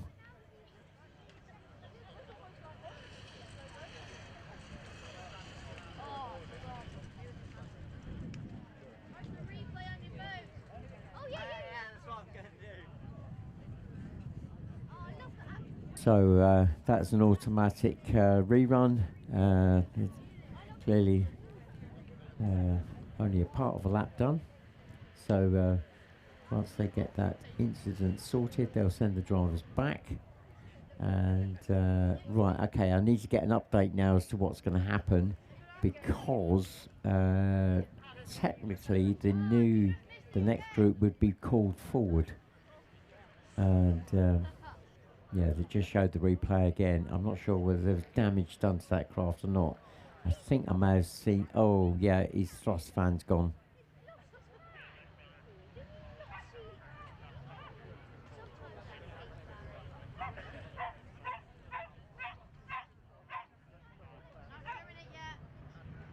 Right, so I've just been informed the procedure now is that the craft will be brought back to the grid for a rerun. Adam clearly will not be out in this race as the rerun. It looks as though he's blown the thrust fan.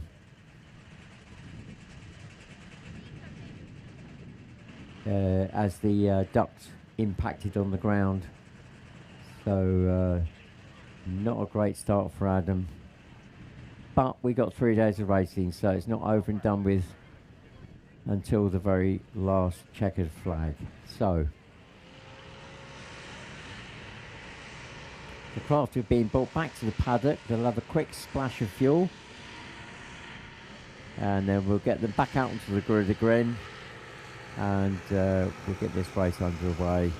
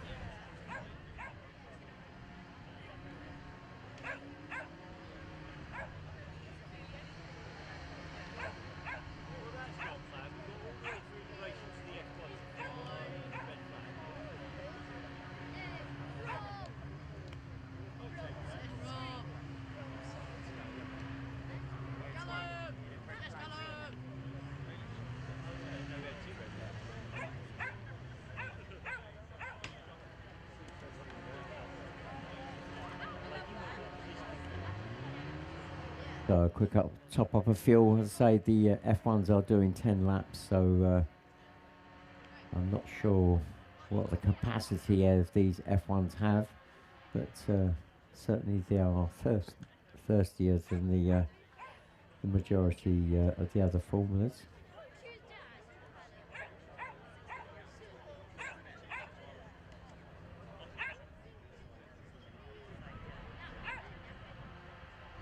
So I'd say the normal procedure would be to bring the next formula forward, but we were technically going into a break, so they've been, because we'd only done a matter of a few hundred meters, the decision was made to bring them back onto the grid, quick splash of fuel, and we'll have attempt number 2 at this race.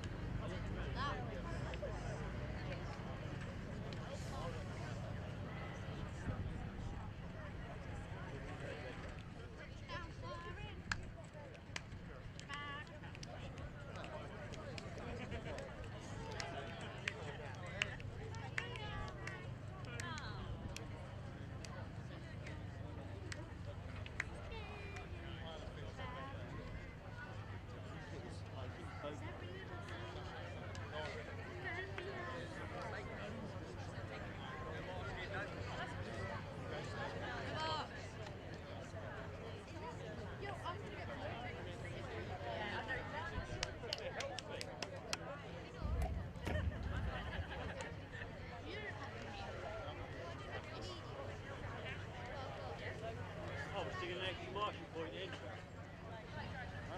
Dan? Sticking an extra marching point in. Becoming an extra marching point down there. Well, the problem was, is there. Nobody saw you on the wall. But the wall on the wall by the track. Yeah, so I thought if I grab one, it's like one way, I don't need to be a marker. At least. Yeah, because otherwise, once they get to there,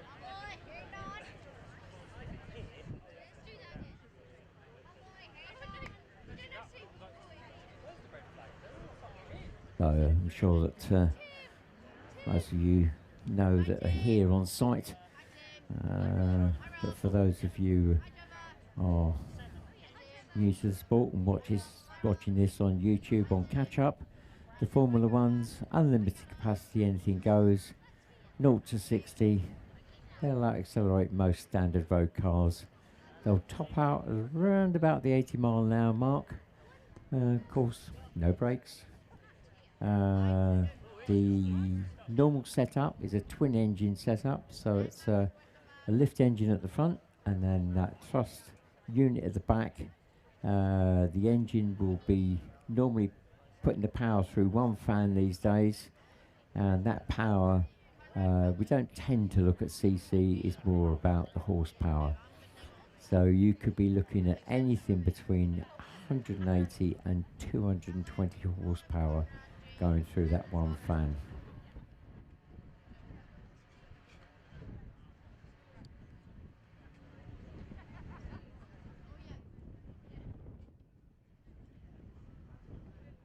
So we're going on to the 2-minute board now.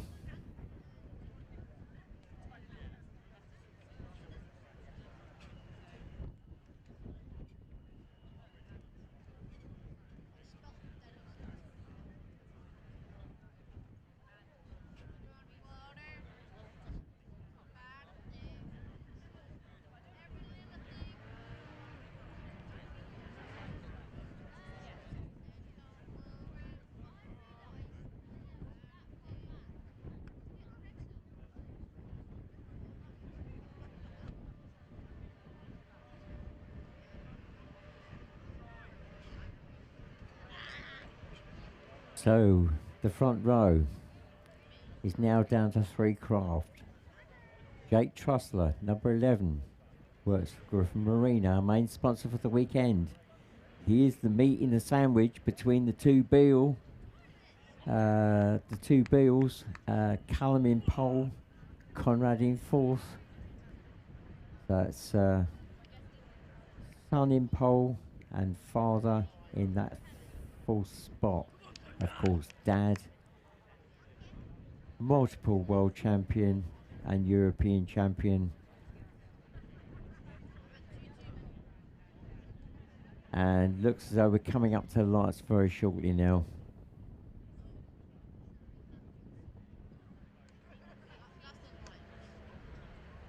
So number 14, Adam Turnbull, not on that front row, and we've got a craft creeping forward there. I think that's number 208. It's being put back into position. Number 3, Cy Francis, still not there. And we're away. And this time it looks as though Callum may have got the better line. He's certainly on the inside. Can he hold it as he goes round the corner? Here we come. 1, 208, 11, 234, 17, 519, and that's a turn up for the book. I wasn't expecting that order, but here we go. 10 laps.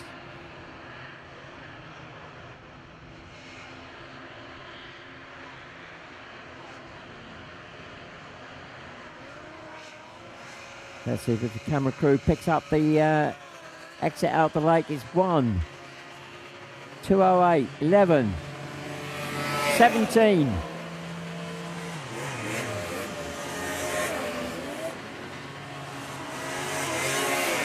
Then 2, 3, 4, 5, 1, 9. Oh, 3. Cy Francis has managed to get out. Now, 208 has got skirt damage on that front left corner. That's not going to help him. That could give Jake Trussler, number 11, an opportunity in that 3rd spot. The gap between first and second was 2.8 seconds last lap through, and then the gap between Anthony Lallier and Jake Trussler, 1.35. And, well, Conrad Bill looks as though he may be slipping down the field. I'm not sure. Let's see. He's currently in fourth.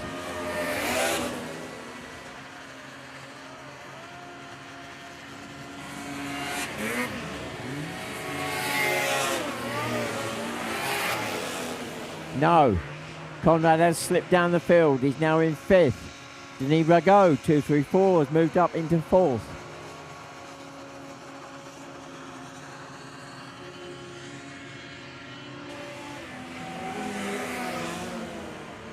.213 goes through. Michael Veron from France in eighth spot.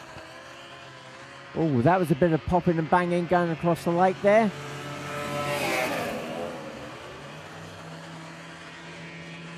So Callum Bill goes through.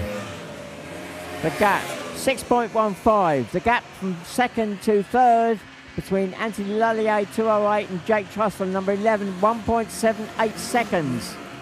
So Jake is definitely in touch. And look at the challenge as they drop onto the lake.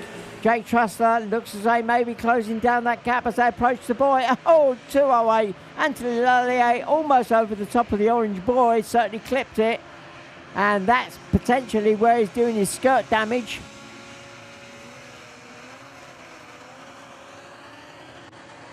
So out of the lake, up to the paddock turn. The battle for second is definitely on.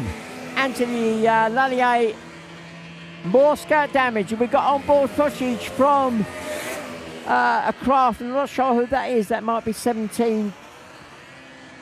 Oh, so we got the onboard footage from number 17, Conrad Bill. That is his live feed from the front of his craft. Right, second spot, it's hotting up. They're in amongst the back markers now. Jake all over the back of Anthony Lallier has approached the marker board. The gap last time was 1.44.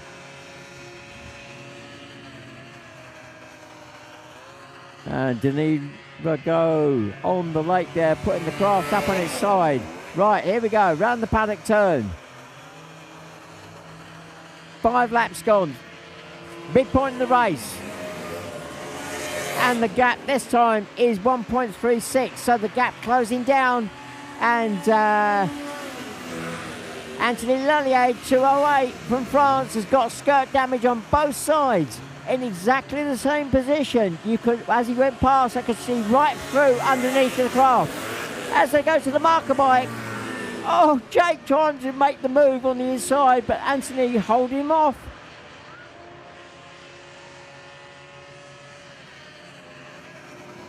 Anthony Lallier now under enormous pressure from Jake Trussell to come up the hill. They go into the turn. Anthony with more skirt damage. Jake putting him under a lot of pressure. Is he going to go for the move round by the big screen? Doesn't quite make it. The gap 1.76. And the section they're going into now is where Jake seems to catch him up. The run to the lake. Cross the road. Ahead to the buoy. Jake closes down him again. Tries to make the move at the marker buoy. Not quite making it. Absolutely nothing in it as they went around the marker. I think there was, I'm not sure there was actually a gap between the back end and the front end of the craft. Out of the lake, here we go. Jake goes round the outside. He's made the move up the hill. And Jake Trussler moves up in the second spot. That skirt damage having an impact, I think, on Anthony's speed. It's effectively like having a flat tyre. So Anthony in a solid third spot now. Denis Rago some 10.8 seconds back. Then it's Conrad Bill, 17 in fifth spot. 6 is number 3, Cy Francis. 7th is 519, Mac Westerberg. And then 8th, 213, Mikhail Veron. So, 8 laps gone.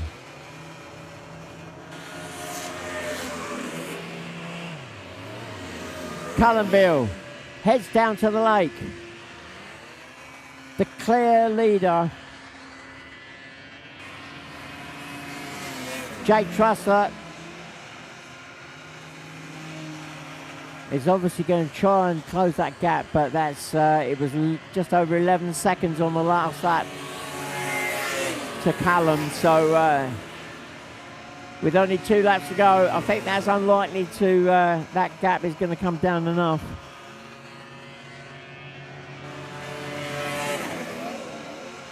So Callum's actually just gone through. So let's see what the gap is. See if Jake has actually got the pace, if he's got the free air. Well, yes he has. That gap now down to 10.23. So Jake actually took a second out of Callum on that last lap. Jake with skirt damage on that rear right corner. Shouldn't be a major problem.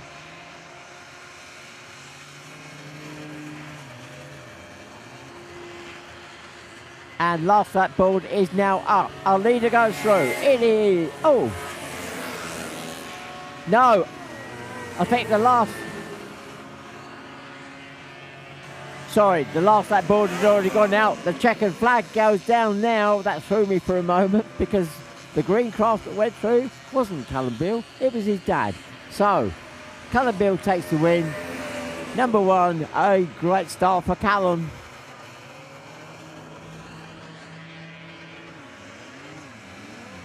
And Jake Trussler goes through and takes second, number 11. And Anthony Lallier, 208, takes third. Fourth across the line, 234, Denis Rago. So the 2 craft going through first with UK, and then 2 French craft. Coming through in 5th spot, number 17, Conrad Beale. 6th spot goes to number 3, Cy Francis. Then 7th spot, 519, Mac Westerberg. And then 8th, 213, Mikhail Veron.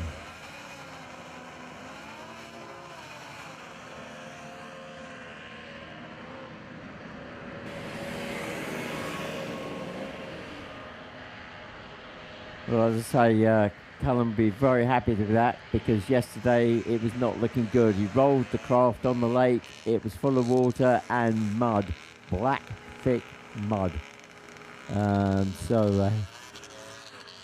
Complete turnaround of fortune there for Callum in the right direction.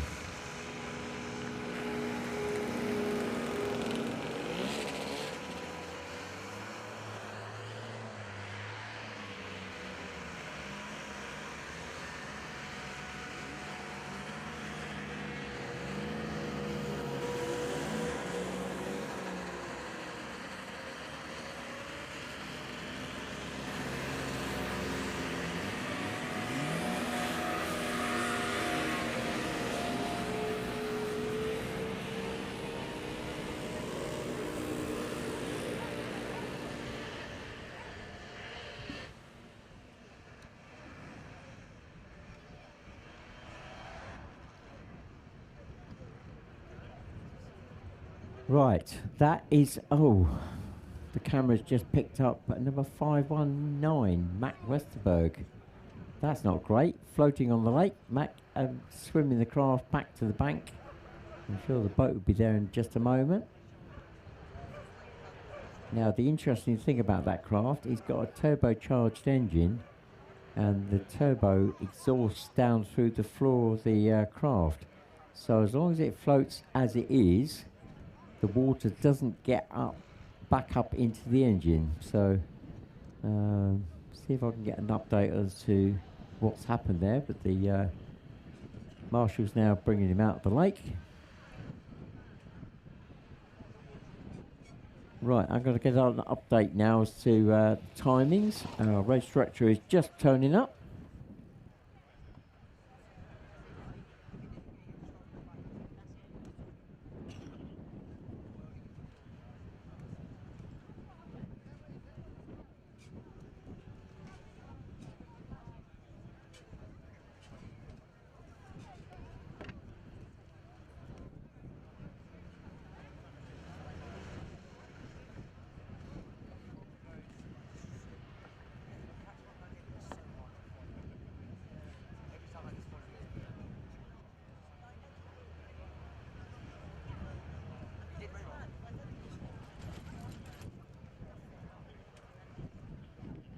Right, I've just had an update on the timings.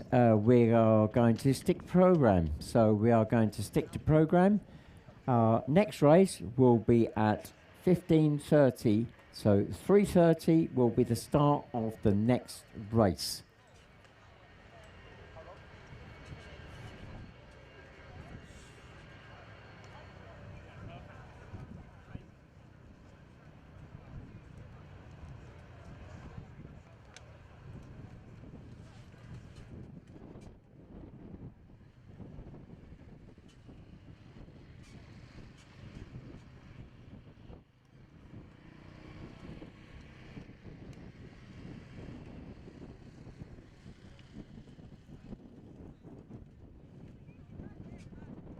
So just drivers be aware, we are now in a break. Our next race will start at 3:30. 3:30 for the start of the next race.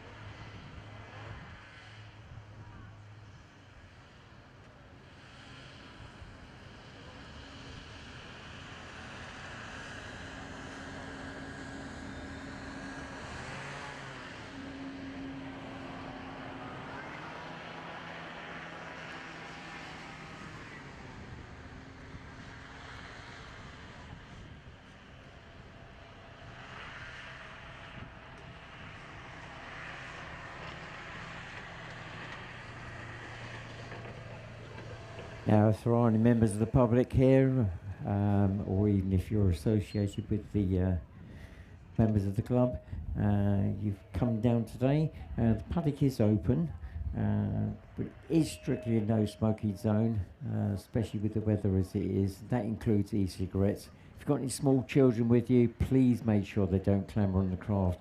Watch out for those hot exhausts. They tend to be on the side of the craft. And yeah, if you want to ask any questions, please ask the drivers. They're usually fairly amenable, but please feel free to have a wander in and have a look around. We'll be closing the paddock off at about 3:15.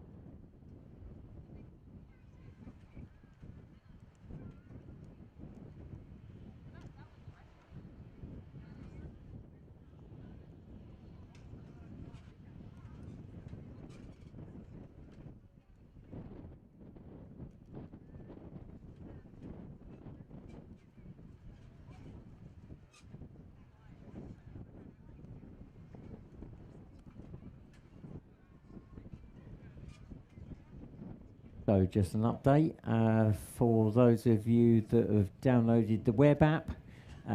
All the results from that first block of racing are now available on that web app. So if you're looking to see where you ended up, etc., have a look on the web app.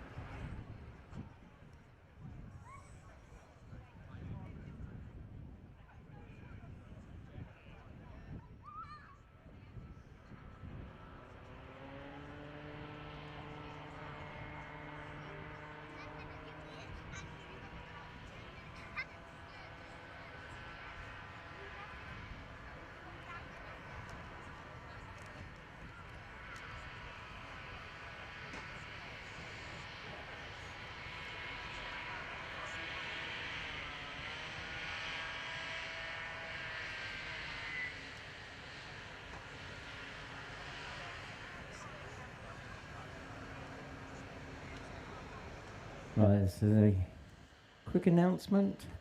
Don't forget, we are starting again at 3:30, so 15 minutes from now, 15 minutes before the start of the next race. And if there are any members of the public that come in to have a look around, can I ask you please to make your way back to the public viewing area in the next few minutes. Thank you.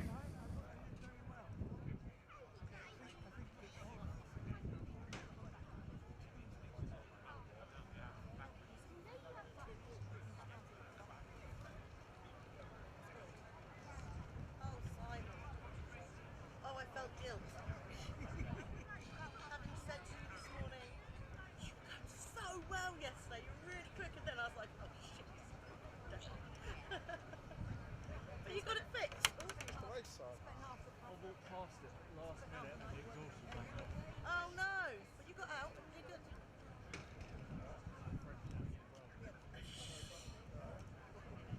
But it was there. Oscar said you were welding at 2 minutes.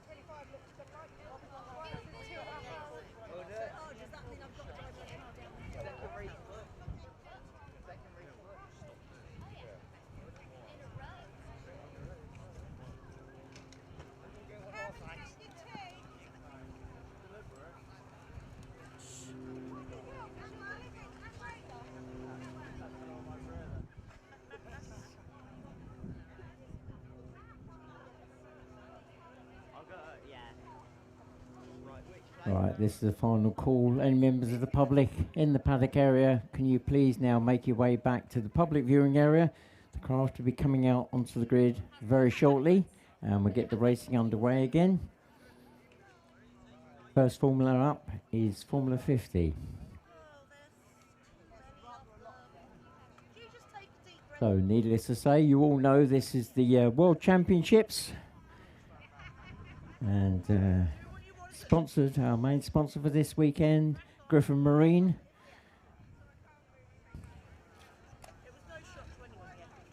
And we've had close links with Griffin over the years, obviously both in the same industry. If you wonder who Griffin Marine are, well, they're closely linked to the big hovercraft that go across the Isle of Wight. So they make those ones. And we do have one of their employees here racing this weekend. If you were here earlier, you would have know that it was number 11, Jake Trussler in Formula 1, who came second.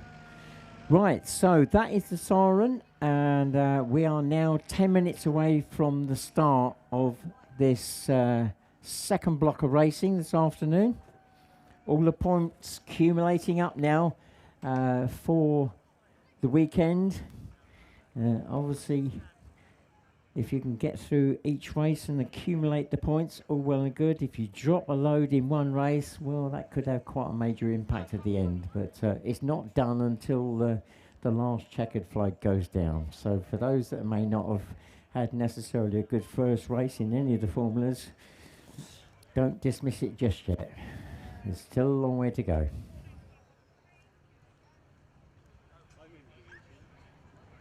So just a reminder, the laps today, the Formula Ones are doing 10 laps, the Colts are doing 6 laps, and all the other formulas are doing 8.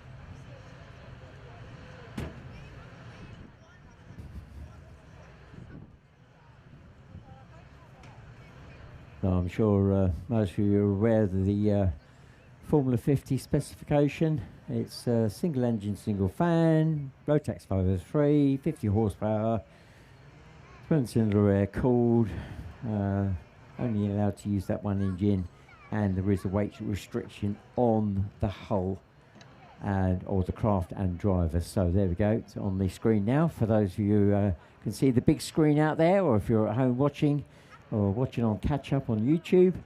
There's the information for the Formula 50, the basic information, and grid's starting to form up now.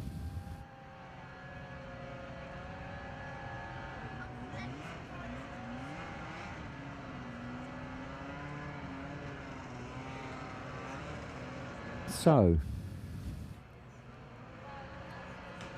unexpectedly, so we got a real race on now, because Josh Morales in second spot, number 43, our current world champion. We were fully expecting him to come out on top in the first race, but that was not to be. It is Nick Drew, number 81, that is the pole sitter for this race. Josh at the moment in second spot. In third spot, 117, Elliot Folland. Now we should also have out there number 51, Georgia Olner, who's, there she goes, just dropping into position now. So Georgia completes the front row.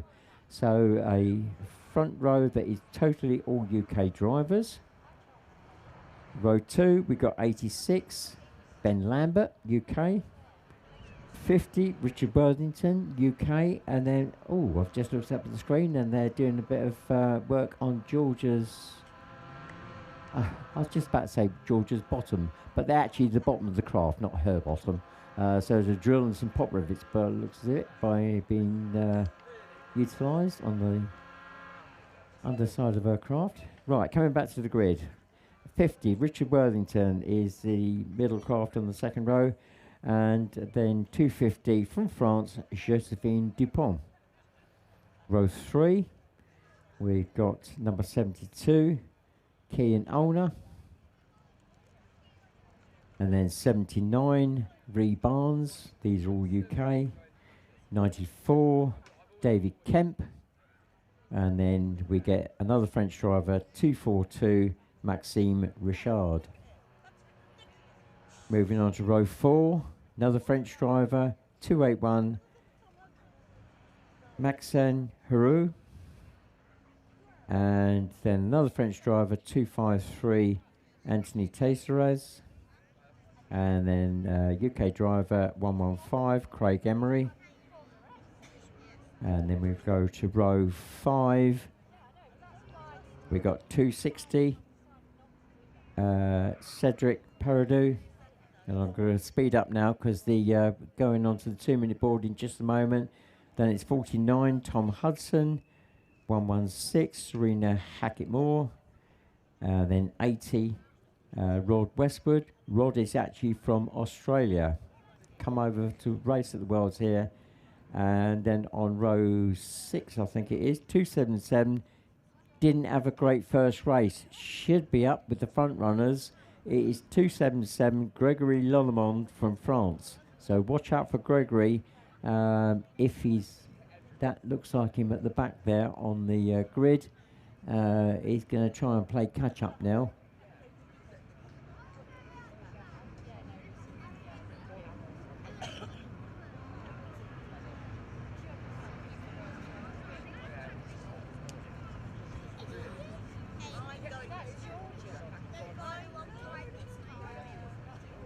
And if I've done my maths right, I think that's 19 craft on the grid. It's either 19 or 20.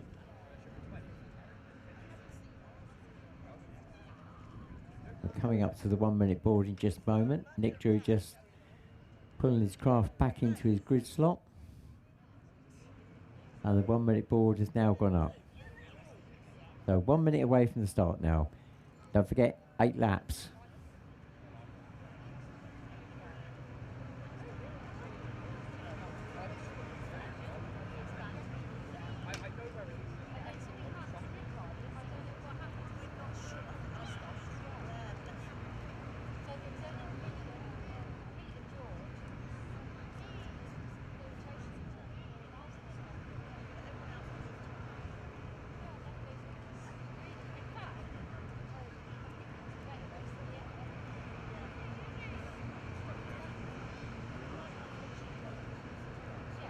Engine revs are picking up.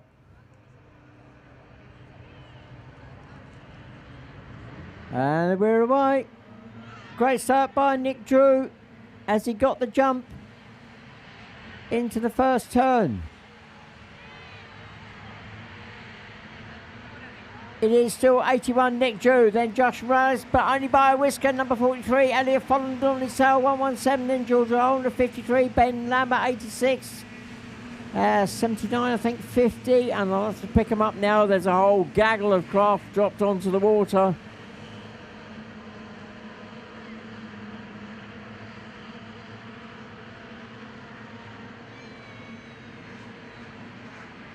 They're out the lake, round the paddock turn. It is still 81 Nick Drew.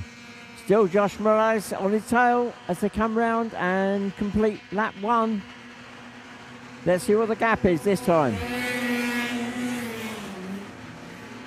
The gap just over a second.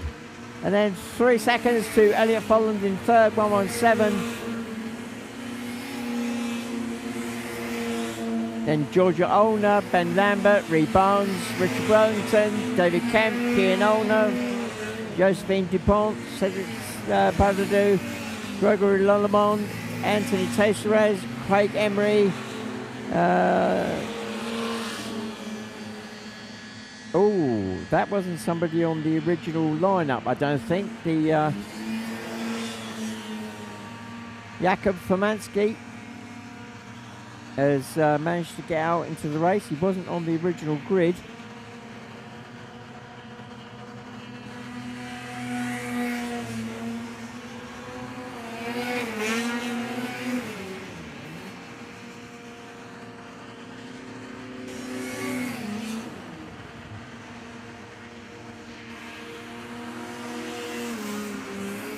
So the two front runners have already started to catch the back end of the field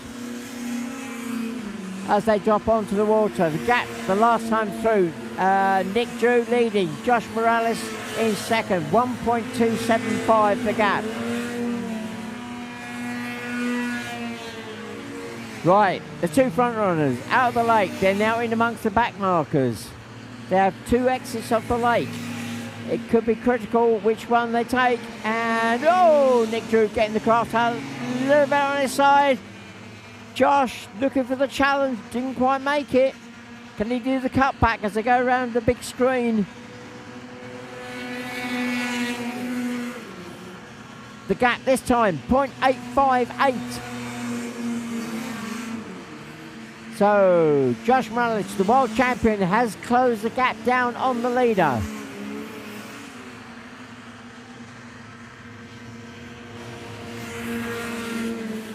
Elliot Folland in a solid third, number 117, then Georgia Olner 51, Ben Lambert 86, Ree Barnes 79, 50 Richard Wellington, 94 David Kemp, 72 Kian Olner.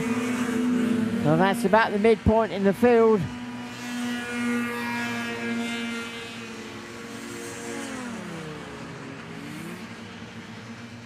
And I've just spotted number 49, Tom Hudson, out of the race, stopped in the centre. So Tom Hudson, not a great start for the weekend.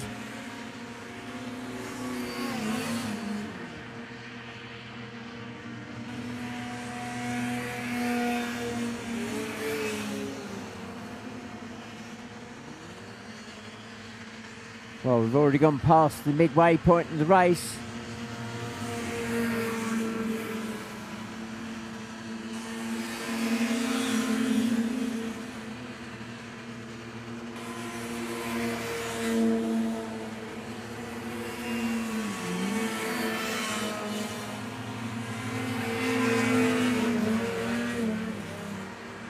There's our leader up to the paddock turn. And as I was about to sort in, the camera cut away. He goes across the line. The gap this time, 1.58 seconds. So Nick Drew still holding off the world champion Josh Morales in number 43. any small mistake by Nick Drew, and that could all change very quickly. And they are in up against the back markers now.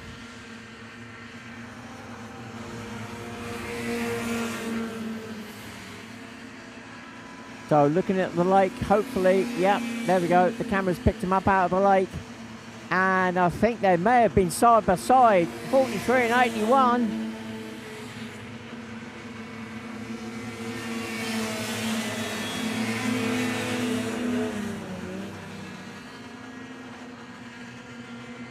Here we go, the run to the line, it's still Nick Drew, 81, then Josh Bryce, the gap 1.88 seconds.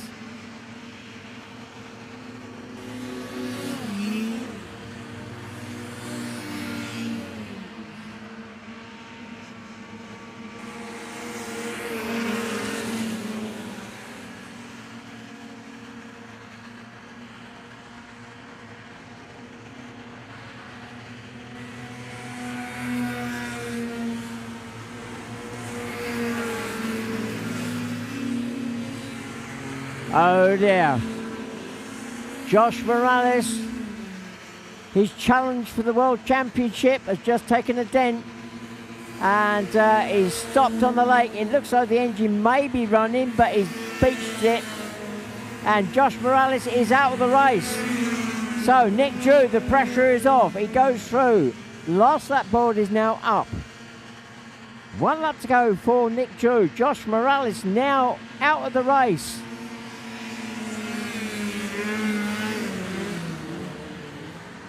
So Elliot Folland now moves up into second in 1:17. Georgia Olner, 51, moves up to third.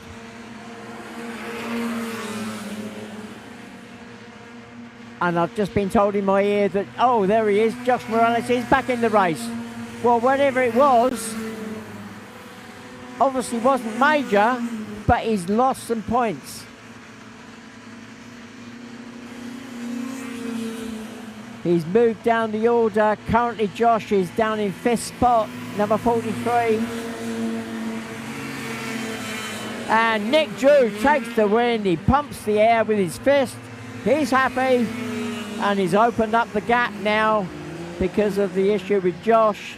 So they'll be very happy with that. So we're waiting for second spot to come through now. There he is, 1:17. Elliot Folland takes second.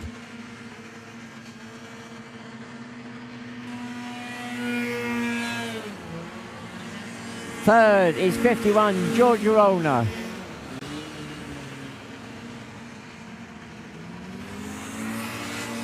Still waiting for fourth to come through. Oh, just Josh Morales takes fourth. I was looking for Ben Lambert to be in fourth, but Josh has come through in fourth. So no, not as bad as it could have been, but he's lost a few points. So after Josh Morales, number 43 in fourth, fifth goes to 86 Ben Lambert, sixth goes to 79 Reed Barnes, seventh goes to 50 Rich Worthington, eighth goes to 72 Kian Olner, ninth goes to 250 Josephine Dupont, 10th goes to David Kemp, 11th goes to 253 Gregory Lonavon, 12th goes to 260 Cedric Paradou, 13th goes to 253 Anthony Teixeira, 14th 115 Craig Emery, 15th 281 Maxime Heroux, 16th 242 Max Ian Richard, 17th 791 Jakub Famansky, and 18th 116 Serena Mora, Serena Hackett, and 19th number 80 Rod Westwood.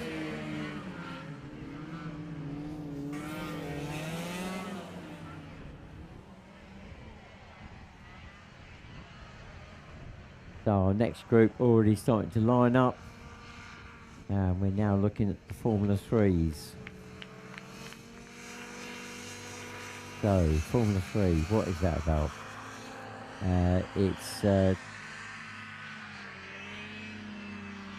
If it's water cooled, then it has to be under 450cc. If it's water cooled, under 250cc. And if you're running the 4-stroke, then it has to be under 500cc. Generally, that's put through one fan. There is obviously the possibility of putting it through two.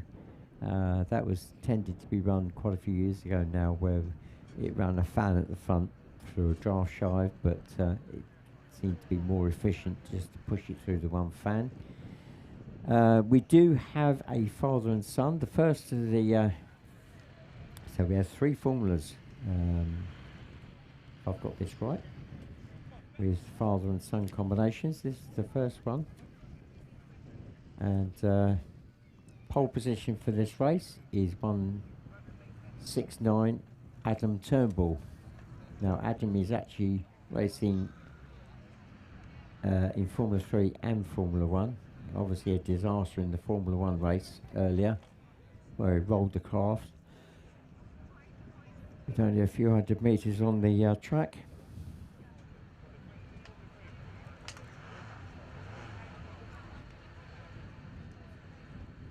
So Adam Turnbull, the pole sitter. 147 Nathan Ash. So there's the son on the front row. Alongside him is Charlie Moore, 145. Then Charlie Clark, 135, completing the front row. Then row 2, we got 95, Carris Rhodes. And then 144, Howard Ash.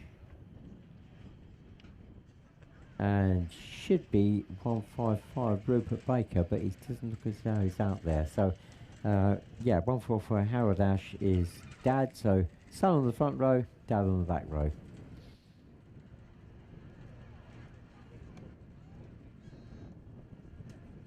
Eight laps again.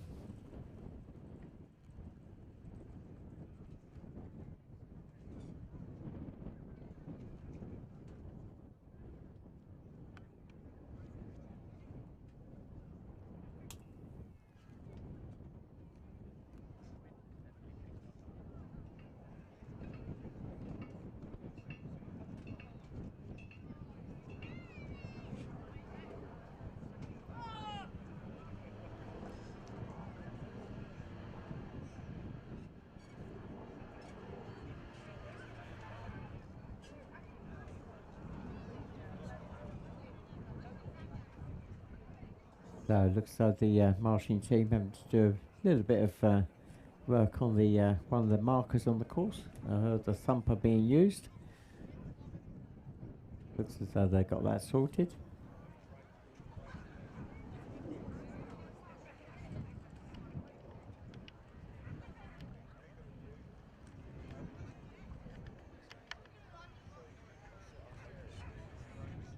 So it looks like course construction team are still doing their business.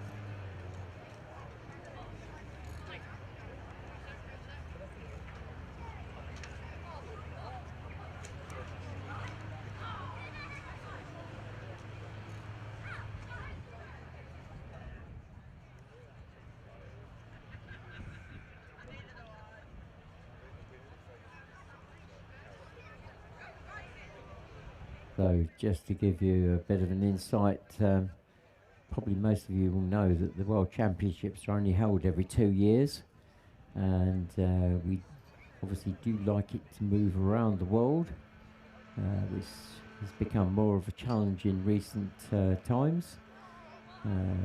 due to costs. But 2 years ago, it's in Solberg, Germany. But when you look at the history of the World Championships, it's been to America, and never been to Australia. And quite a few places in Europe, Germany, France, and we've held it here now in the UK. I think this is our 3rd or 4th time. It sounds as if our course construction team have now finished, so we're just getting the all clear to go on to the 2-minute board again.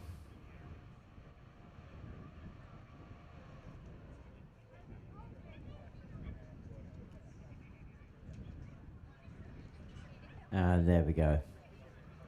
We are now on the 2-minute board. When she blows a whistle. There we go.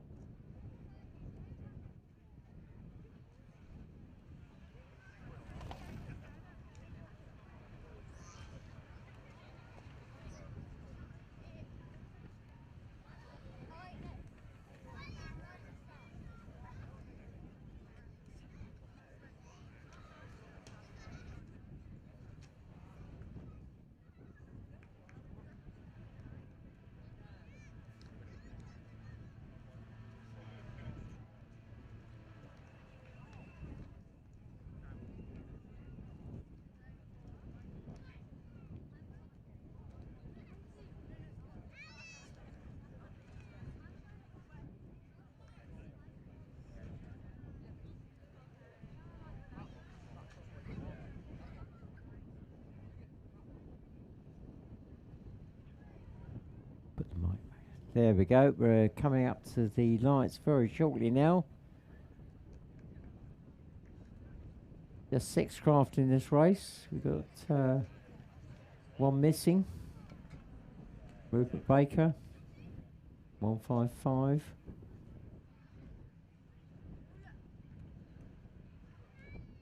So all British drivers in this race, and we are away. A great start by Nathan Ash, 147, and looks as though he's going to be the early leader from 2nd spot. Great sprint off the line.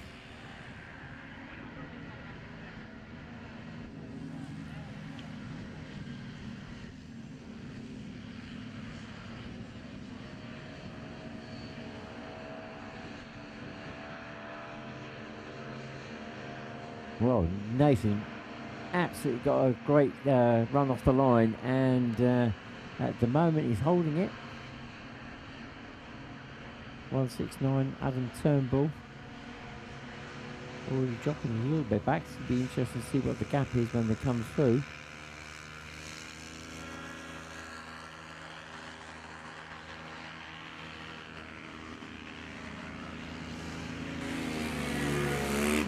So Nathan running in a 4-stroke. So what's the gap? It is 5 seconds. Then Charlie Clark in 3rd, 135. Then 95, Kerris Rhodes. Howard Ash, 144. Then Charlie Moore, 145.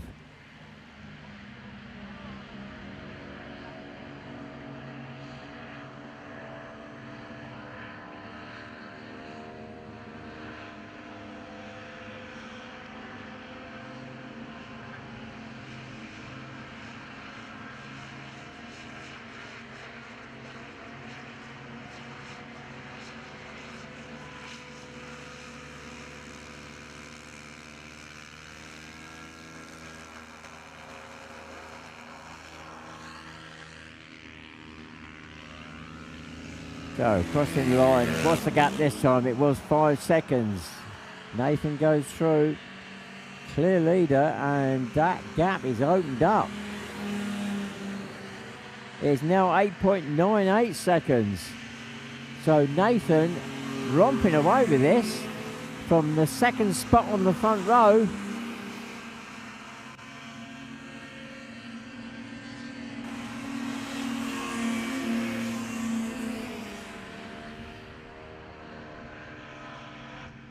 So Adam, we've got the pole for this race. Dropping back from the leader, but he's got a comfortable gap to Charlie Clark, who's in third. That gap last time through between Adam and Charlie was just a tad over 7 seconds.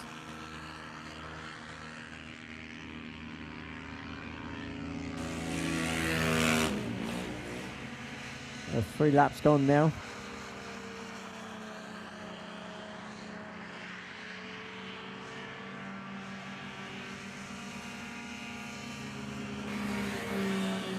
See what the gap is this time. Oh, it's opened up way to 14 seconds. 14 seconds now, the gap between first and second.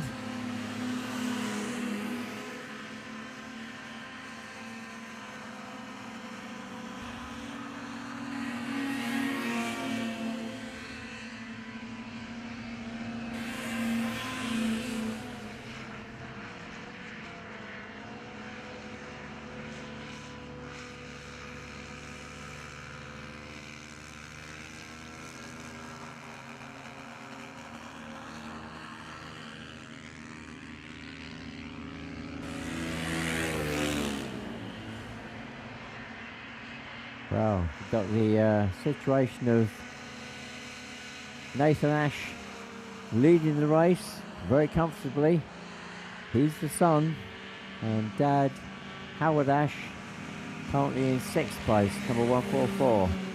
Now, I am aware that Howard actually is not using the craft that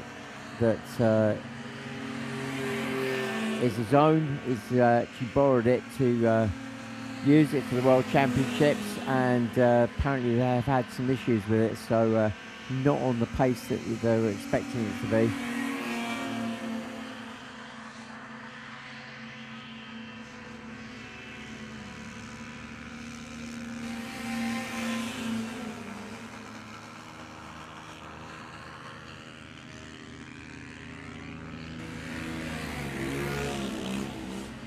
So Nathan goes through, 5 laps gone, and Nathan is going to be catching his dad very soon to put him a lap down.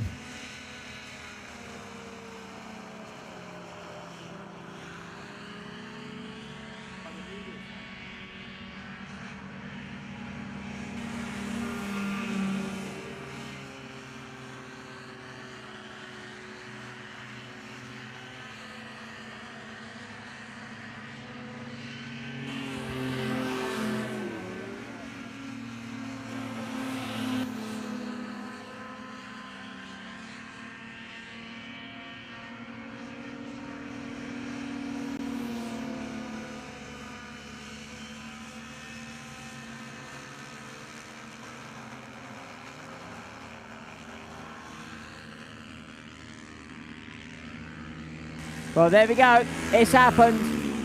The son has lapped the dad as they cross the line after 6 laps.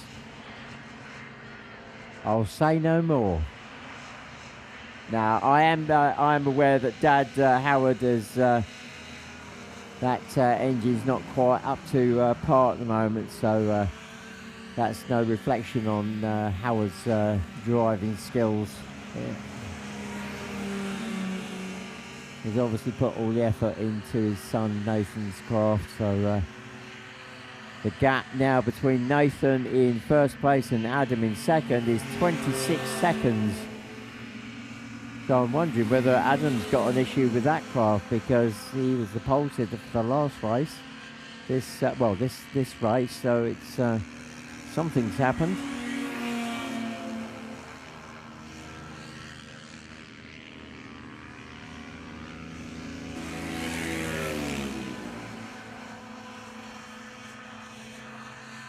So, last lap board is now out. 1 lap to go.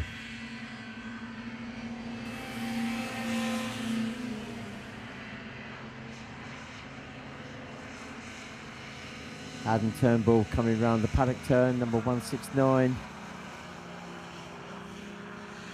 Some way back, but in a solid second spot. Charlie Clark, 135, still in third. Fourth, Curtis Rhodes, 95. Fifth, 145, Charlie Moore. And then sixth, 144, Howard Ash.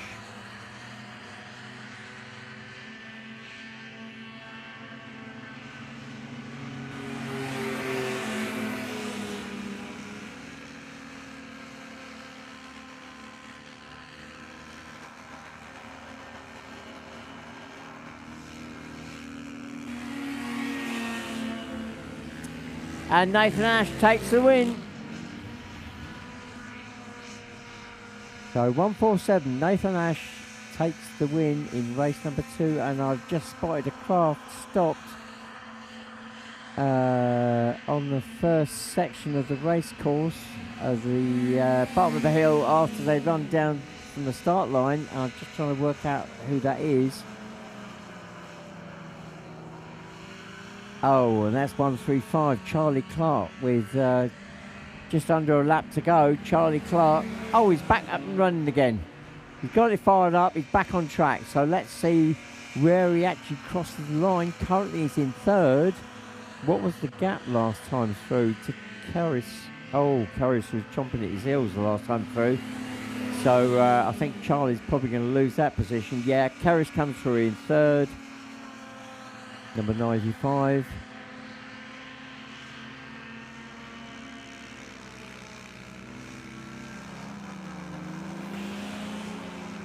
.145, Charlie Moore now comes through in fourth.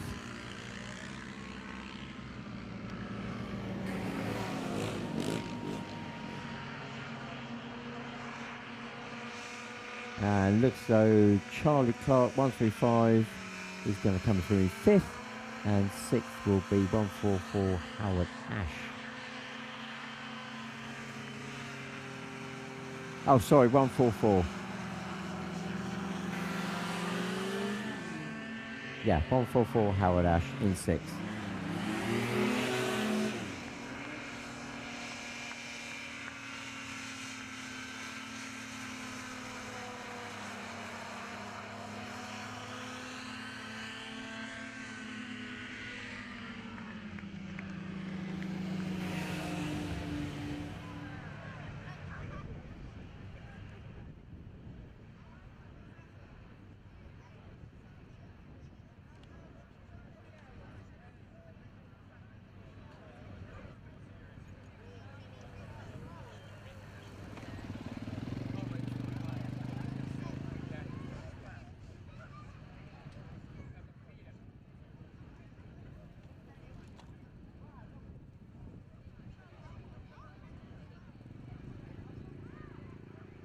Right, now we're moving on to the Formula 2s, already formed up on the grid.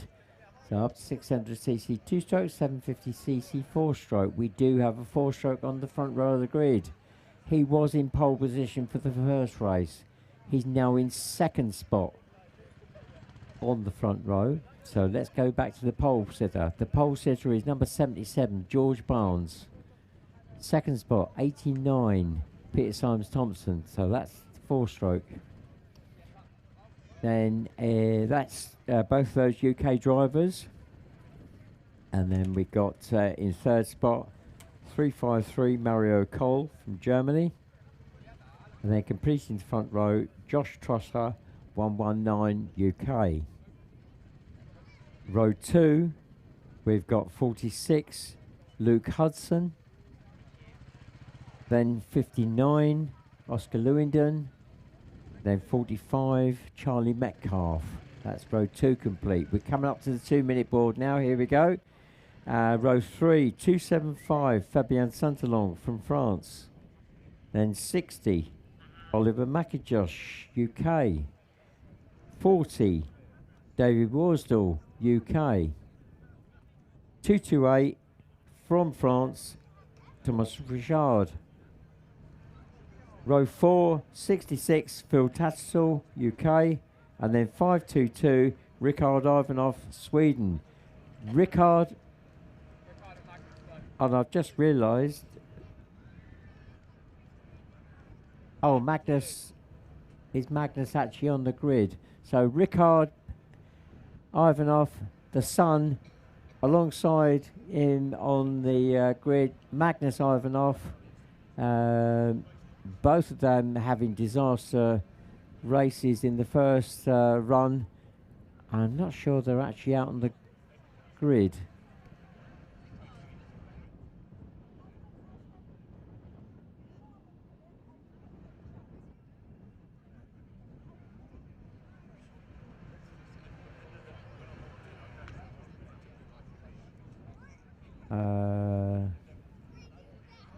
There's a possibility that both the Swedes are out there, right at the very back.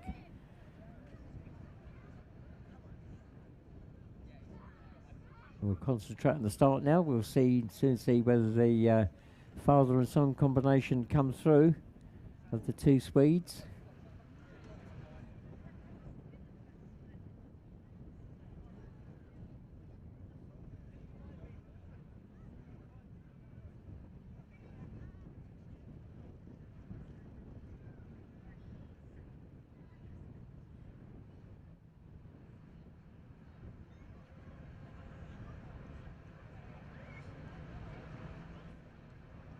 Right, coming out to the lights.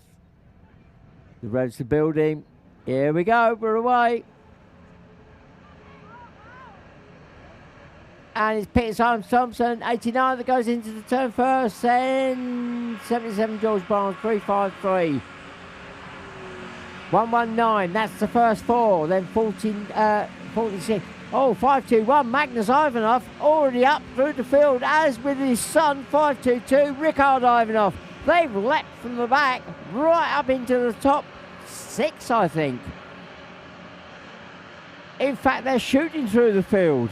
I'm going to have to pick up when they come out. I'm not picking up their numbers at the moment. I can see the craft, but they look identical. So the leader is still Peter Simon Thompson, 89. Then George Barnes, 77. 353, Mario Cole. 119, Josh Truster. Magnus Ivanov, 521. Ricard Ivanov, 522. They've got 5th and 6th at the moment.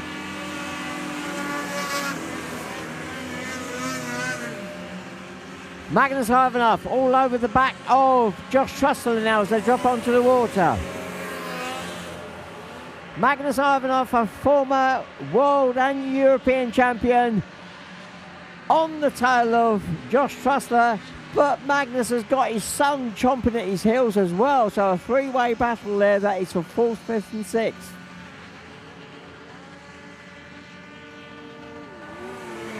So our leader goes through the big four-stroke. 89, then 77, 353, that's the first three, then comes the three-way battle.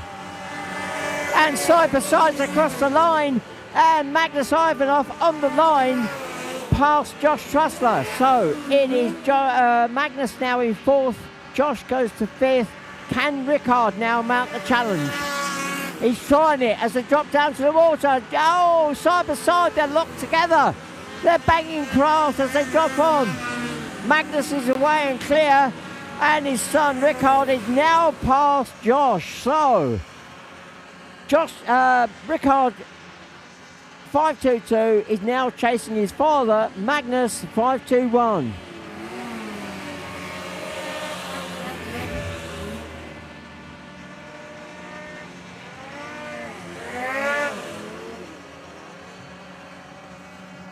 And we've got 3 laps gone by the looks of it. Here we go.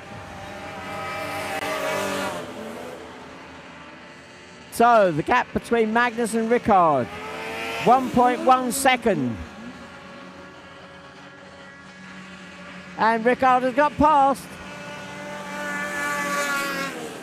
So after the line, they went to the long curve to the drop onto the water, and Ricard has got past and is accelerating away from his dad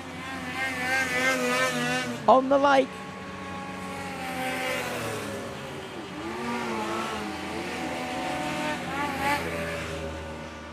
So 4 laps gone, we're midpoint in the race. It's Pete Symes Thompson, 89 the leader, 77 George Barnes, 353 Mario Cole in third. Now we're looking for third. It is 522 Ricard Ivanov. Magnus Ivanov 521. Josh Trussler 119. Then away back, Luke Hudson 46 in 7th.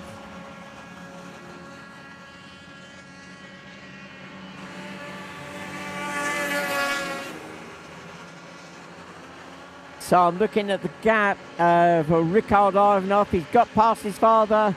He's now hunting down Mario Cole. And the gap the last time through was 4.6 seconds. So George Barnes goes through. Pete Symes Thompson goes through.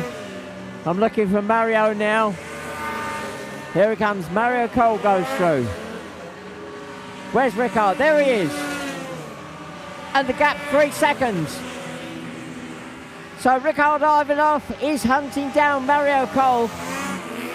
353. Mario Cole is now going to feel the heat fairly quickly from 522. Ricard Ivanov as they drop onto the water. Ricard is closing down in 3.2 seconds on the last lap with just over 2.5 laps to go.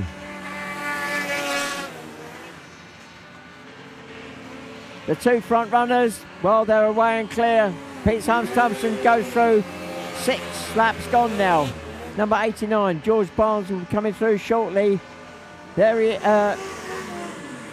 yes, he's already gone through. 2.6 seconds between those two. Here comes Mario Cole. Ricard goes through. The gap 1.92 now. So less than 2 seconds between Mario Cole 353 and 522 Ricard Ivanov as they drop onto the water. They've now got traffic in front. Keep an eye as they go through across the lake.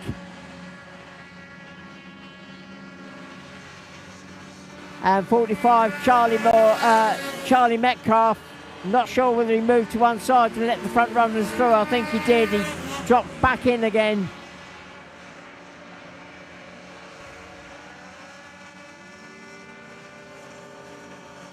And there we go, Ricard Ivanov, has he made it? Yes, as he come round by the big screen.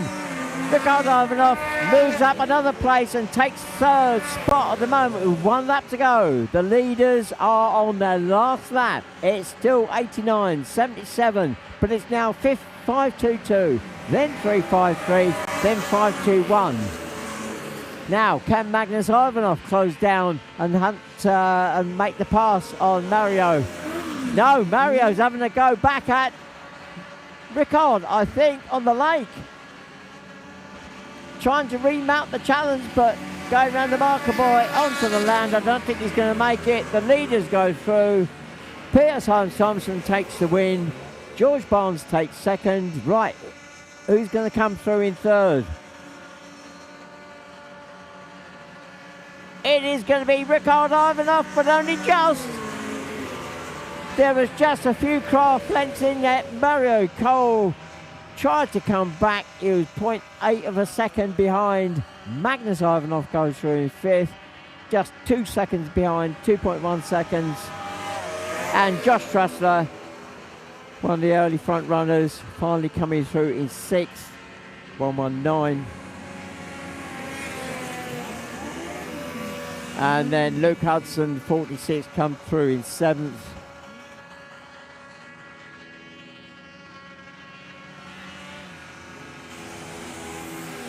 Eighth goes to 59, Oscar Lewington.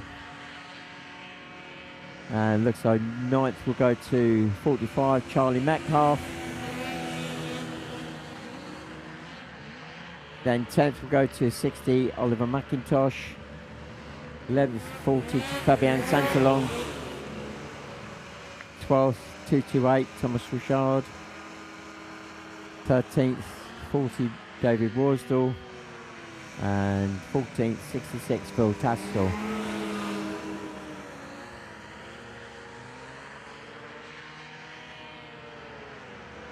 Well, that was a great race, especially from the 2 Swedes, father and son. Right from the very back of the grid. They both had a disaster in the first race. Dropped a whole load of bucket of points. But they've now put themselves back into contention, I suspect.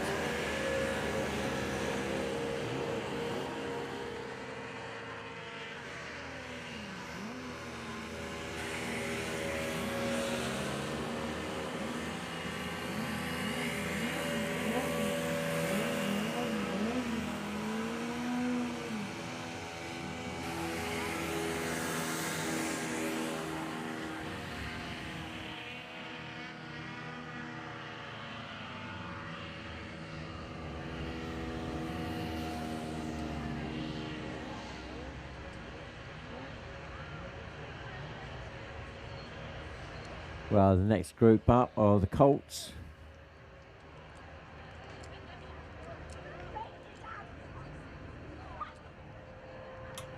There's one craft coming back on the trailer.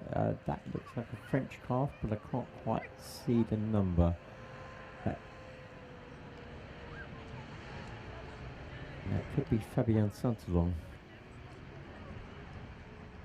275.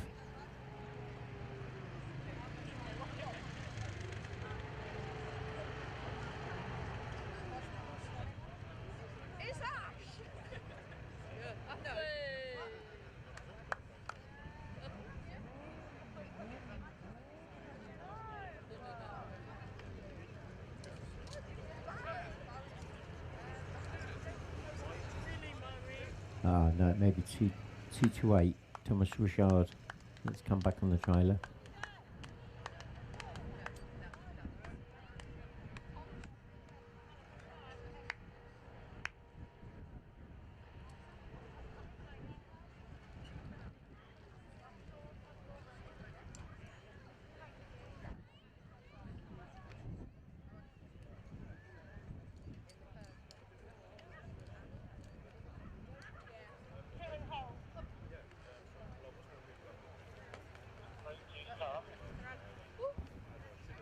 So it looks like we're on the 2-minute board, but also the hold.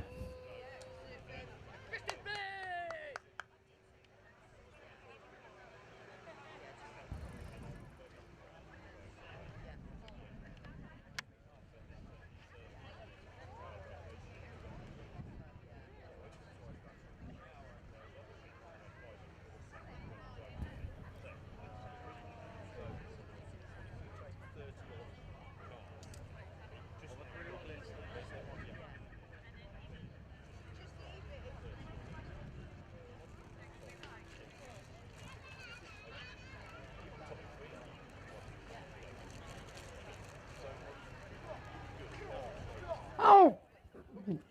Turn my mic off.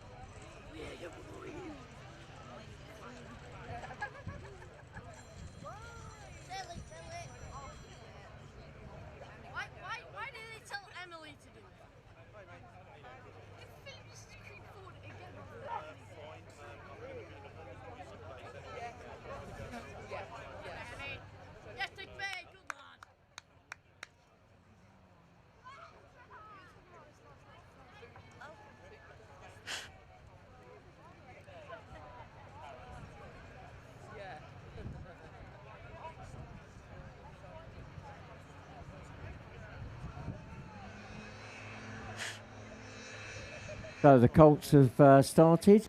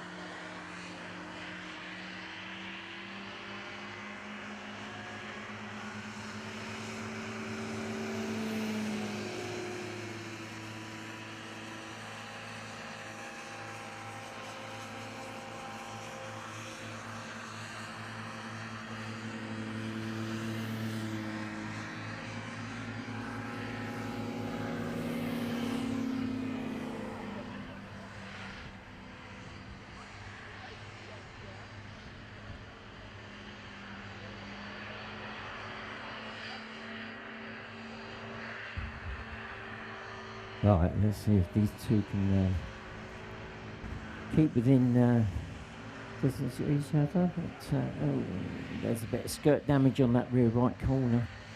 That's not a good sign for Digby Dorman. So at least we got all three craft out this time. There was only two last time. Digby, yeah, it was Digby that didn't make it onto the first race. So Hayden, our leader, in 79, 98, Philip Charnick. And our leader goes through, 2 laps gone. Philip Charnick in second.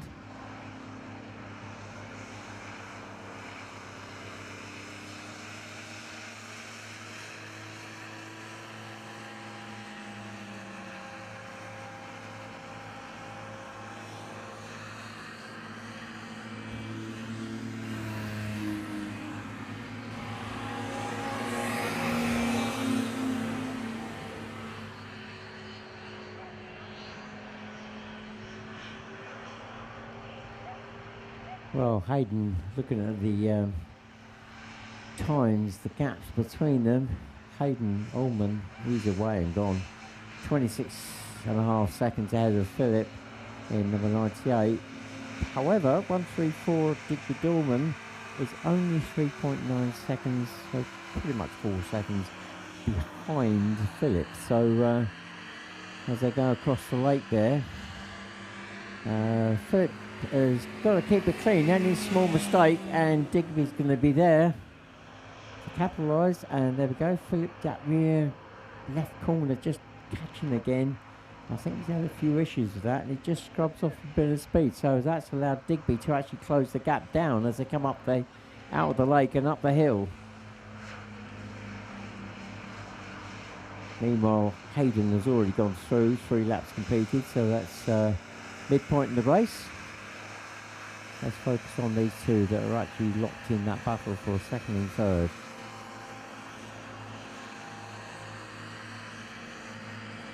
Last time through, it's 3.97 seconds. This time it's 2.84. So, yeah, Digby has definitely closed that gap down.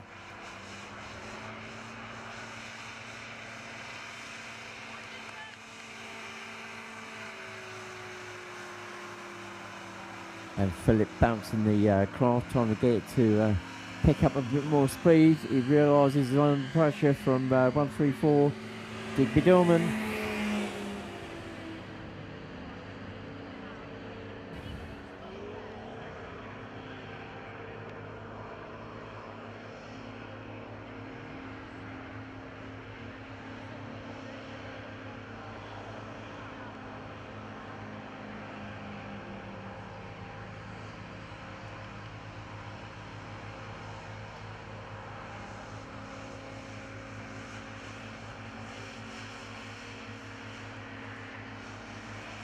Looks though coming out the lake, Digby might have lost a bit of ground. He's definitely got some skirt damage on that rear right corner, which you can see the corner of the car dragging a bit. That's going to scrub off a little bit of speed.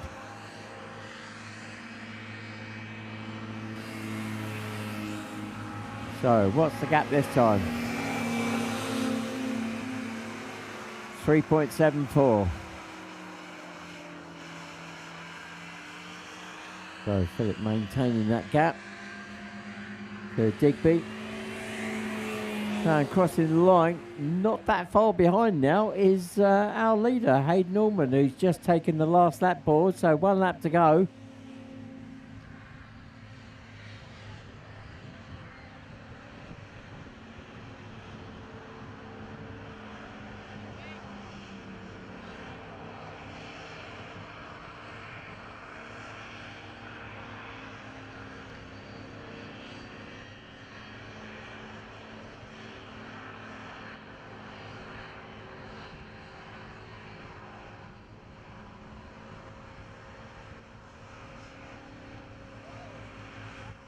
As they come up the hill out of the lake, Philip number 98 there looking back to see where Digby is. Yep, he's still there, but Digby definitely dragging that rear right corner. That skirt damage is it's scrubbing off the speed, and Digby has now realised that actually the leader of the race, 79 Hayden Norman, is about to pass him. But he won't actually do that because Hayden has just taken the checker flag. So the other two have still got a lap to go. So Hayden Norman wins the race, almost a lap ahead of the other two.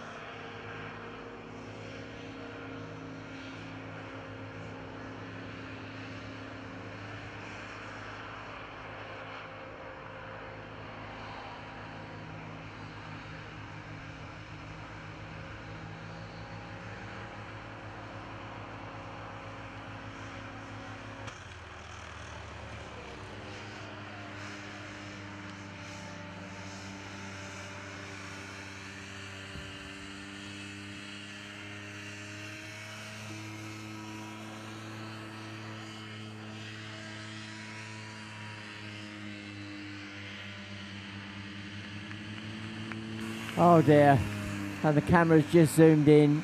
Digby, well, he looks like he's made it up the hill, but he's thrown his gloves on the ground, but it doesn't matter. He's going to certainly come through in third anyway, and well, it won't make any difference to the end positions. So Philip Charnek, number 98, takes second. 134, Digby Dorman.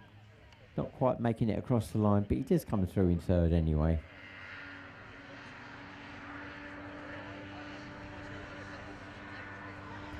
Right, next up, Formula S.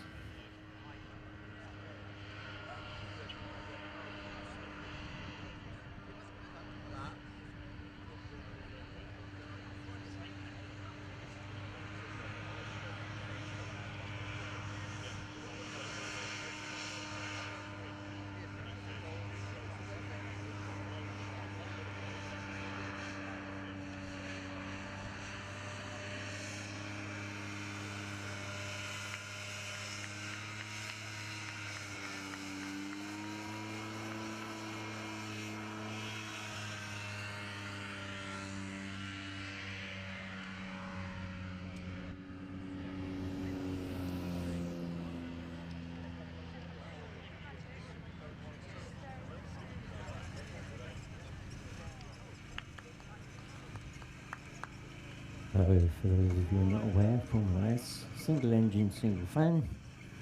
Whatever size engine you want to put it in. But, yeah, you've got to get that to, you've got to have a fan that's going to absorb that power, and there lies the challenge. So, pole sitter for this race is number 68, Dan Turnbull.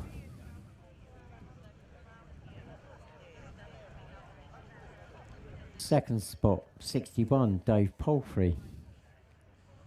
Third spot, 798, Maciek Ogman from Poland. He's the only non-UK driver out there. Having said that, he lives in the UK, but he's chosen to race with his Polish number. Completing the front row, number 37, Joe Smith. Row 2, we got 53, Jamie Lewington. 48, Josh Trostler. And then we got a French driver, 279, Thomas Roux. And then we got Zoe Deacon, 114. And then from Austria, 331, Andrew Stelzhammer. Andrew in the first race lost a couple of laps right at the very beginning, trying to fire up his engine, and it wouldn't start when it was cold. Said it's fine. I spoke to him later, and he said it's fine when it's hot, but when it's cold, just doesn't like it for some reason at the moment. So he's getting out onto the grid, so fingers crossed all goes well for him. So watch out from him, because he will be one of the top contenders for the weekend, a former Formula S, well, I think he might be the current Formula S world champion. So and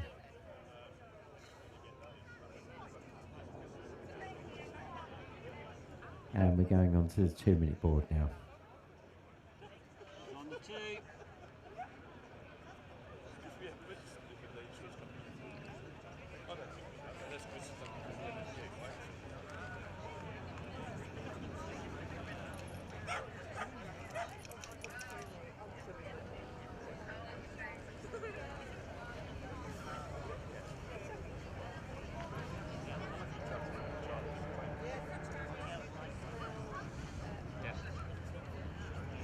Well, it looks like they're having a few issues trying to get the right grid up for this race onto the main screen.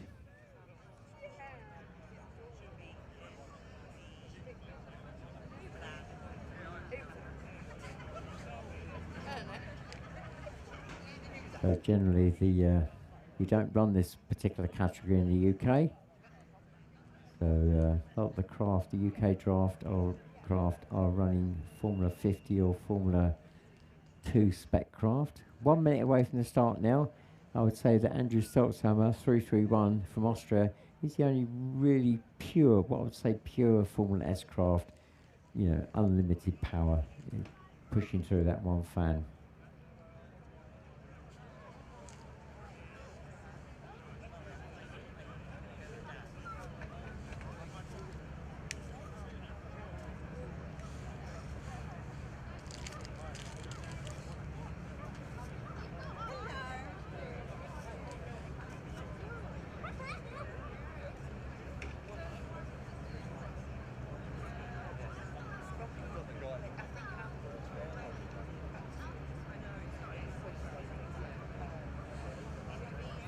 Hammer away. Great start by Dan Turnbull. He's got the inside line, but Dave Palfrey is also there, almost alongside. They're going into the first turn, all side by side. But it is 68 Dan Turnbull that is the leader. 61, 53, 48, 331 already up towards the front runners. Then 798. Then it's 114, I think. Yes. Was that Andrew? No, that may not have been Andrew moving up through. I think he's still towards the back. I think he's still at the back. That would have been 279, I think, that was moving up through the field.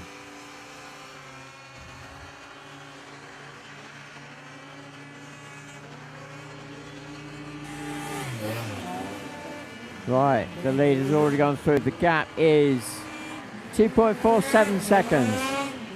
So it's 68, 61, 53, 48, 331, 798.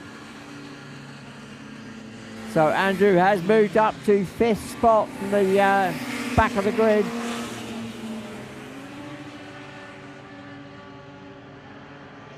After 798, we've got 114.37, then 279.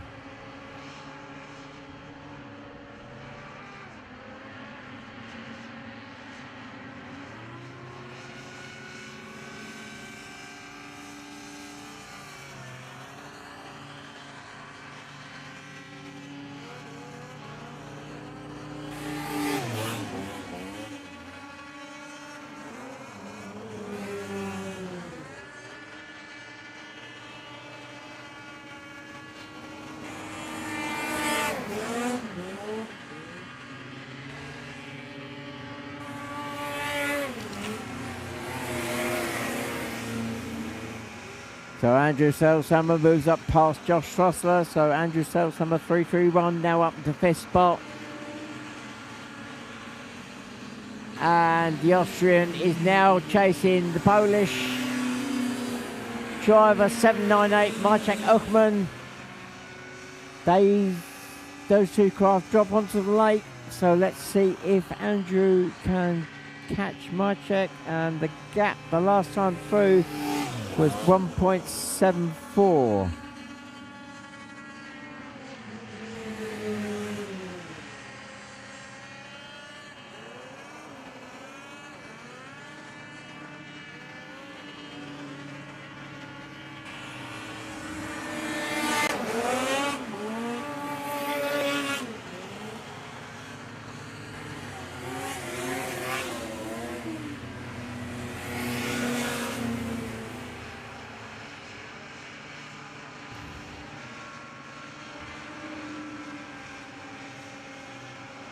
Well, it looks like Andrew's dropped back a little bit from my check.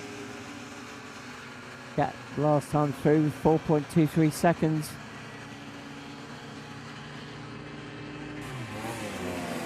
And the leader goes through. That's midpoint in the race now. 4 laps gone. Dave Palfrey goes through in 2nd spot. He's 8 seconds behind.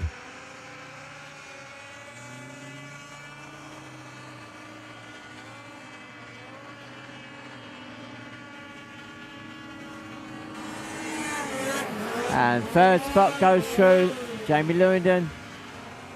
And right behind is Maciek Ochman. So the battle going on there for 3rd spot. The gap 1.88 seconds between Jamie and Maciek. Those two dropping onto the water now. That's the battle to watch at the moment. That's for 3rd spot.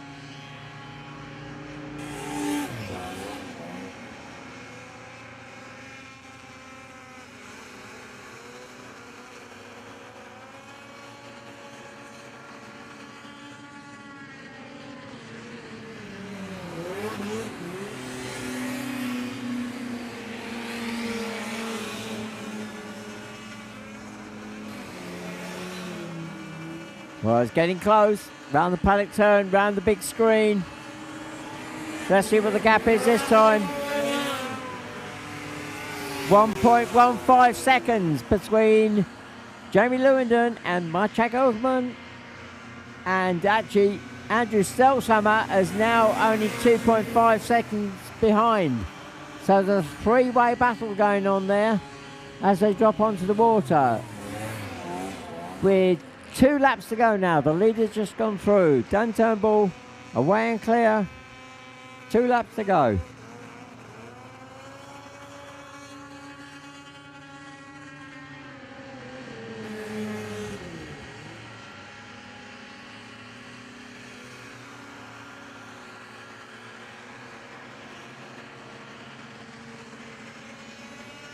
Right, there's the 3-way battle round the paddock turn. Let's see what the gaps are this time. 53, 798, 331. Okay, the gap from JB to Maciek is 1.15. The gap from Maciek to Andrew is 1.91. They're in amongst the traffic as they drop onto the water. It's 53, 798, 331. Or is it? Oh, Andrew Stelzhammer. The French craft is the meat in the sandwich between the Austrian and the Pole. Oh, that was a good one. So, Austria, Poland and France side by side there as they came out of the lake.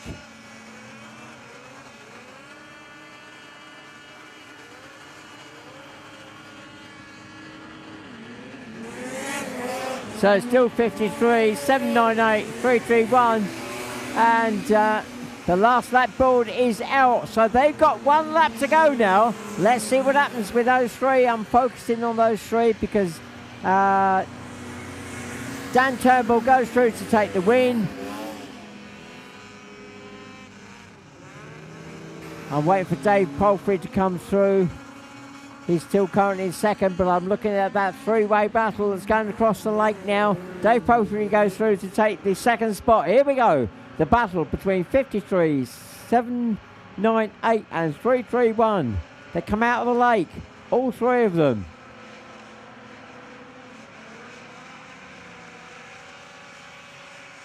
Looks like Andrew may have dropped back very slightly. Mychek is, although they're all three there together, Mychek trying to find a way through past Jamie Lewandon, the last turn, the run to the line. Here we go, it's 53, 798, 331. And the gap between Jamie and Mychek was 0.977 of a second, but Andrew 0.54 of a second behind Mychek.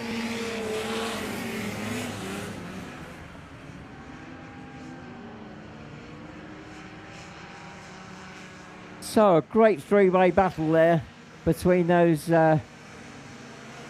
three countries, three drivers.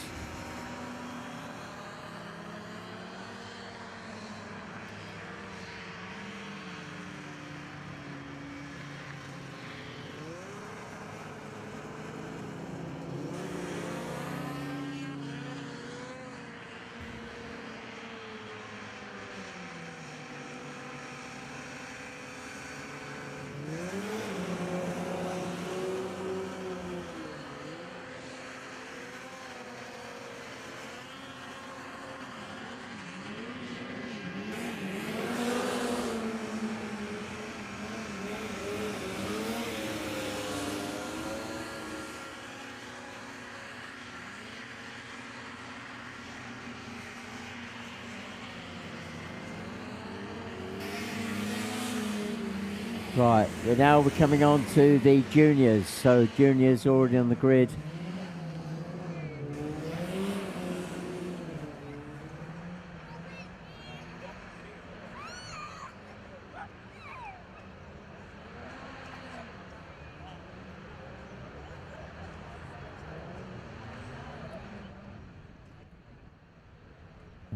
Let's start running through the pole sitter for this race.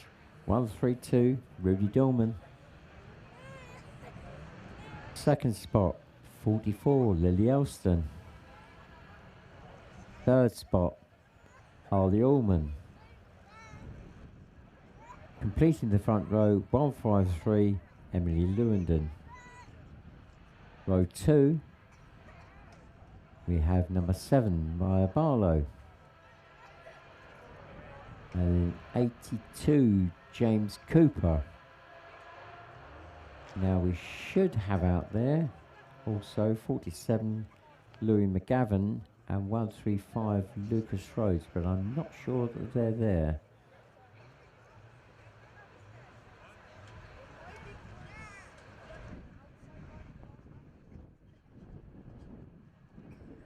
No, it doesn't look like it.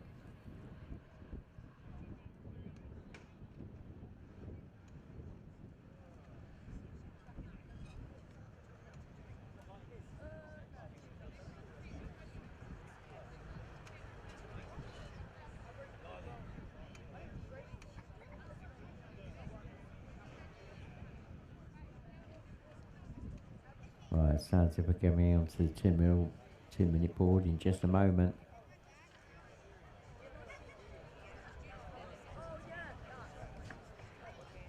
So the juniors, 8 laps.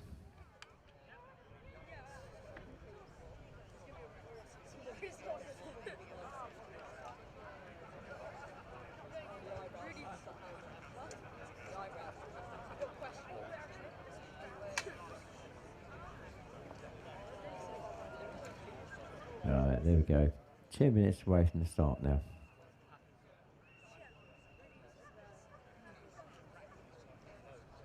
Just the 6 craft in this race, and they are all UK drivers.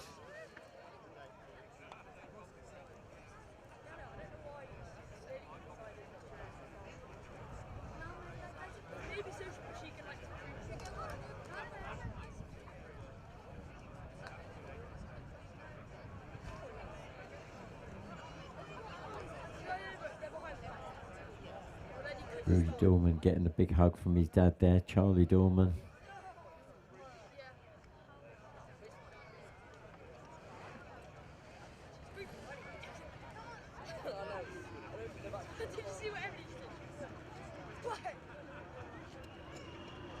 So 1 minute away from the start now. 1 minute.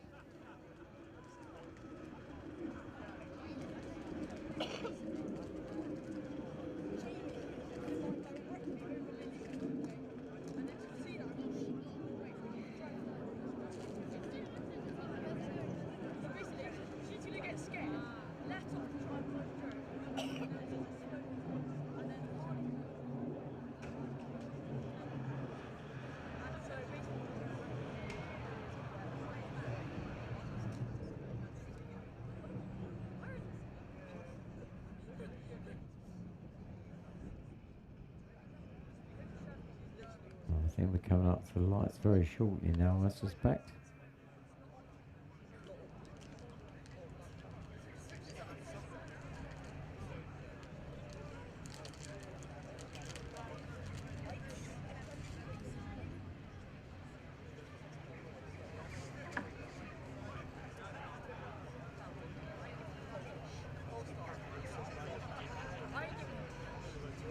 There we go, the engine revs the building. And we're away. Looks as though Rudy Dorman's going to get into the turn first. He does. So 132. Can he hold it as he comes out the turn though? Yes, he does. Then it's Lily Olsen, 44, 75, 135, 153, 7, then 82.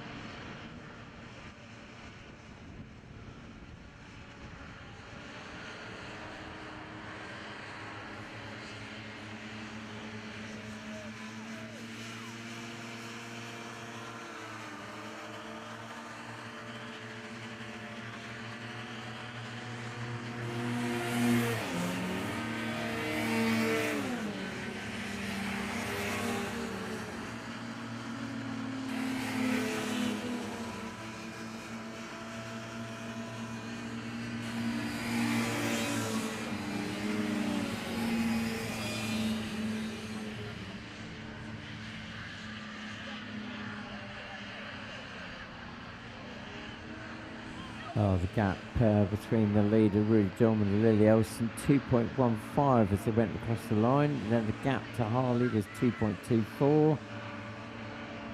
And the gap to Lucas was 3.64. And the gap to Emily was 5.97. And the gap to Maya was actually 1.71.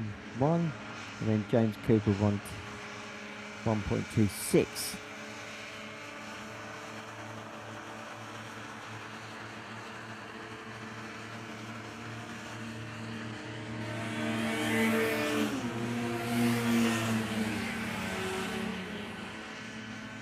So, we have a new leader. It's Lily Elston, 44. Obviously. And that change of places took place on the water section, but is Rudy going to try and mount a challenge again to retake the lead? Harley Allman in third, number 75 is still there. So it's a three-way battle at the moment coming across the lake. It's 44, 132, 75. Now coming out of the lake, 132, 75. They both came out of the different transitions. So let's see how that pans out coming up the hill, and it looks as though it may have paid off for Harley. So it's 44, 75, then 132. So the question is, has Rudy Dorman 132 got an issue?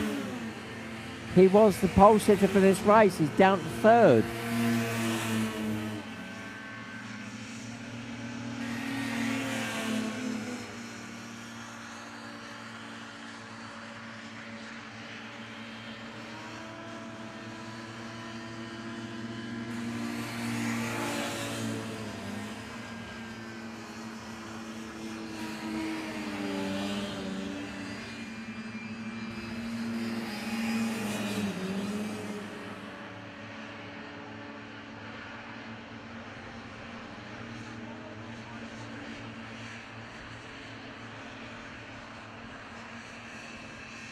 Well, again, the two of them coming out of the lake using the two different transitions. But Harley holds onto that second spot at the moment.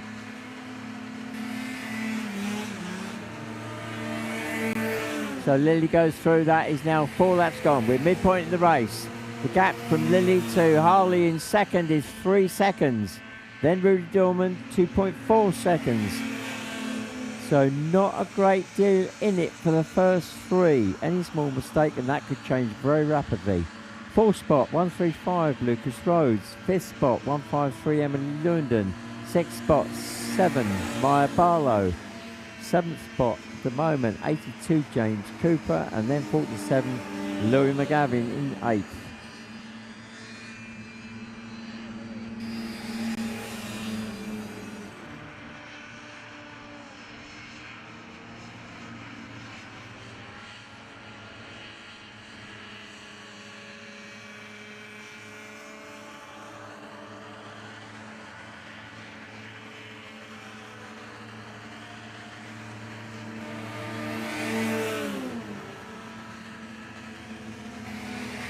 Right, what's the gap this time? 4.12 to between Lily and Harley, and Rudy 2.78 back from Harley. 5 laps gone.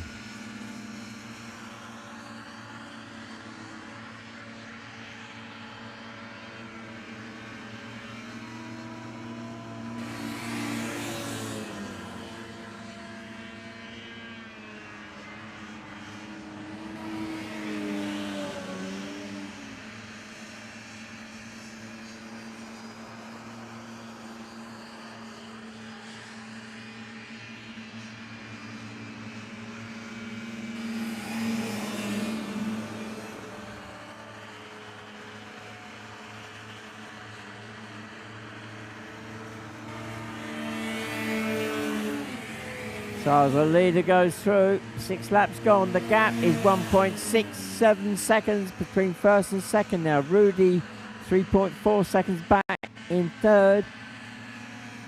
So Harley is closing that gap down. Lily feeling the pressure now as they drop down to water.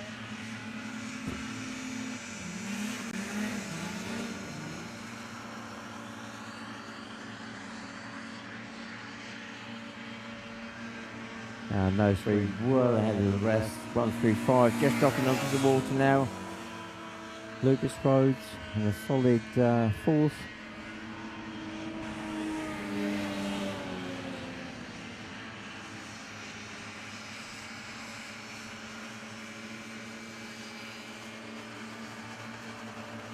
Right, round the paddock turn, past the big screen. Cross the line, and there we go. 1 lap to go. The first 3 still very much in touch. 1.5 seconds. The gap between Lily and Harley. Then 3.26 seconds back to Rudy. So Rudy dropping back a bit, and James Cooper. Oh, he's going to get caught up in this battle for the lead. And Lily not quite sure which way to go, and Harley is chomping at her heels as they go onto the lake. Lily's got away with it. She's opened up the gap a little bit.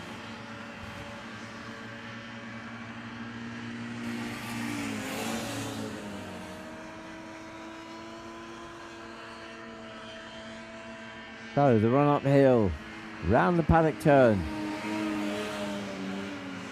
Still 44, 75, 132. That's the order as they come round that big screen.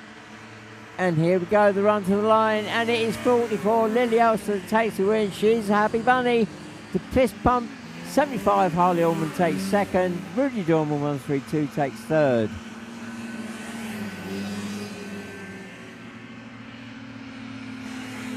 Lucas Rhodes, 135, takes fourth.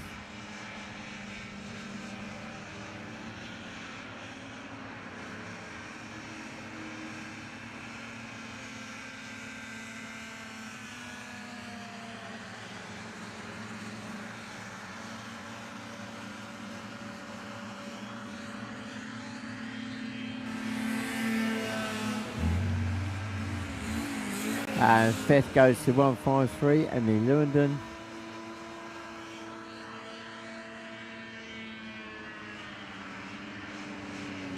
Sixth goes to number 7, Maya Barlow.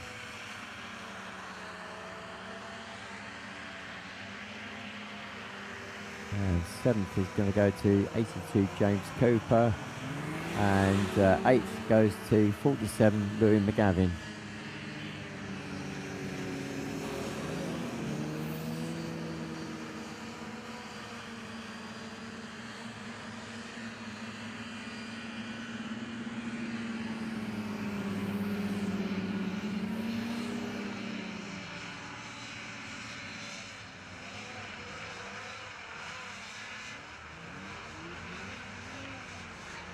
So lining up for the last race of the day, the Formula Ones. Unlimited capacity.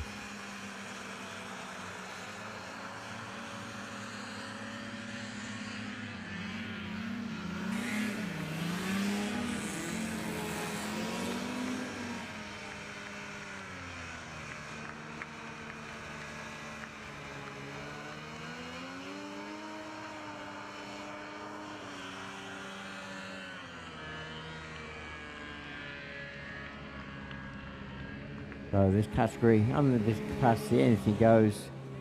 Generally you're talking about anything from 180 to 220 horsepower in the back, plus a lift engine, 0 to 60, out-accelerate most standard road cards, and they'll top out at around about the 80 mile an hour mark.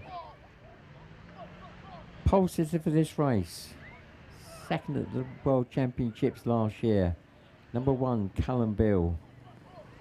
Second spot, number 11, Jake Trussler.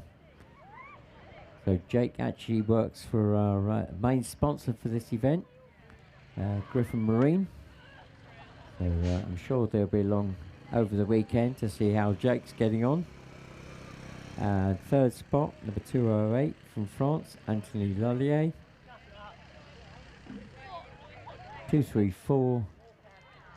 Denis Rago completes the front row. Row 2 is 17, Conrad Bill. Yes, we do have a father and son combination out there. Son is on the pole, dad's on the second row. That's a former world and European and UK champion. Alongside Conrad is number 3, Cy Francis from the UK. And it should be 519 Mac Westerberg from Sweden. Now Mac came back on the trailer I think earlier, so we'll have to see what happens there, whether he makes it out. I might stick my head out the window in a minute to see if he's coming out. And then right on row 3 we've got 213 Michael Veron from France. So we are now talking, because of their speed, we're now talking 10 laps. And I'm going to go and see if I can see Max Craft in the paddock and see what's going on. See whether he's going to make it out or not.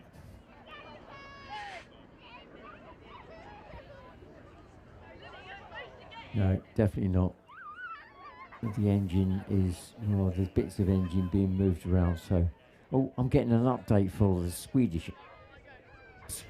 Get the signal. Swedish ambassador or team boss, whichever way you want to call her.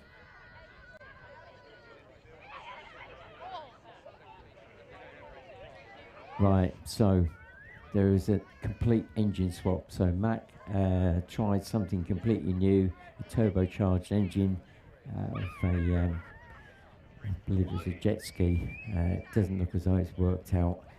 So they're going to swap the engine overnight into a more conventional format.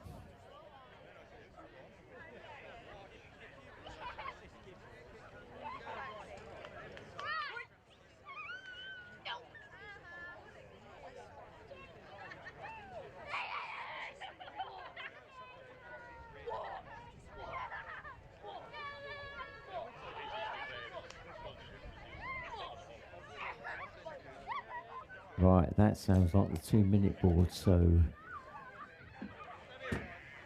there we go. Hang on to your seats.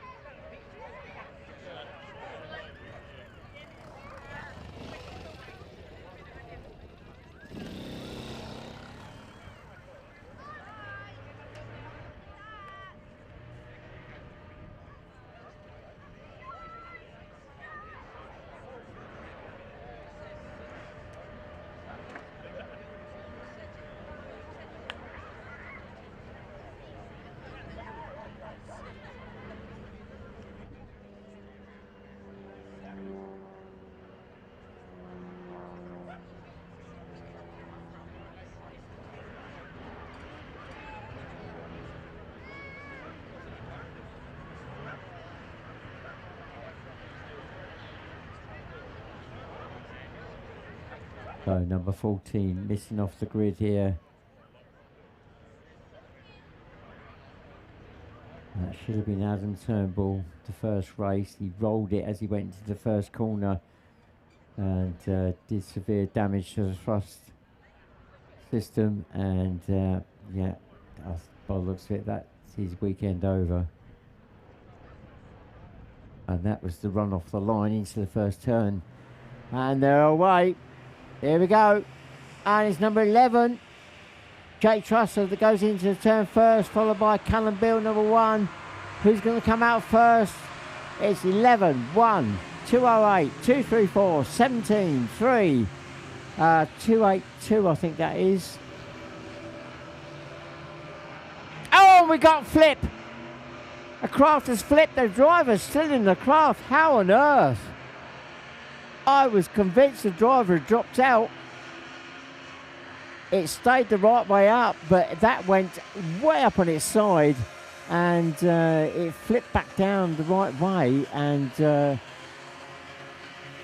race continues. So it's 11, 1, 2, 3, 4, 17, 3,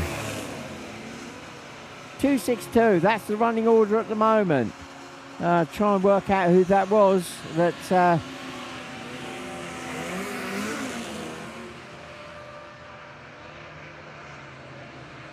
okay, the race has been stopped. The race has been stopped. The driver is out of the craft, trying to get the craft to the bank. So it's been red flagged. So the marshal has been given the all clear for the boat to go out and help that driver. So the craft is 208. French driver Anthony Lallier. I don't know how he stayed in that craft. I really, be honest, I was convinced he'd come out. Now that I'm hoping that we can see that on a replay.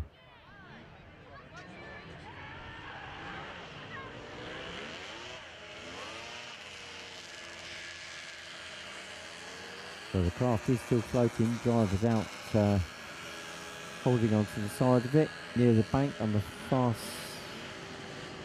Not quite sure where he is on the lake.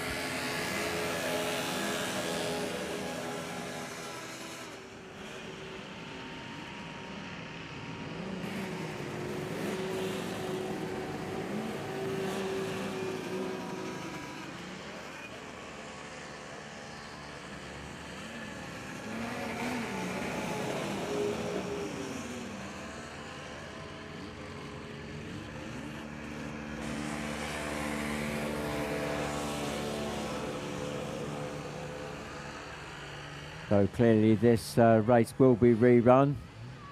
They've got the driver out of the lake now. Here we go, the replay. Oh my goodness. Way up on its side. The side of the craft caught the water and then flipped it back down. Oh, you need to see that several times, I think. There we go, up and almost over the wrong way and then back down again. Goodness.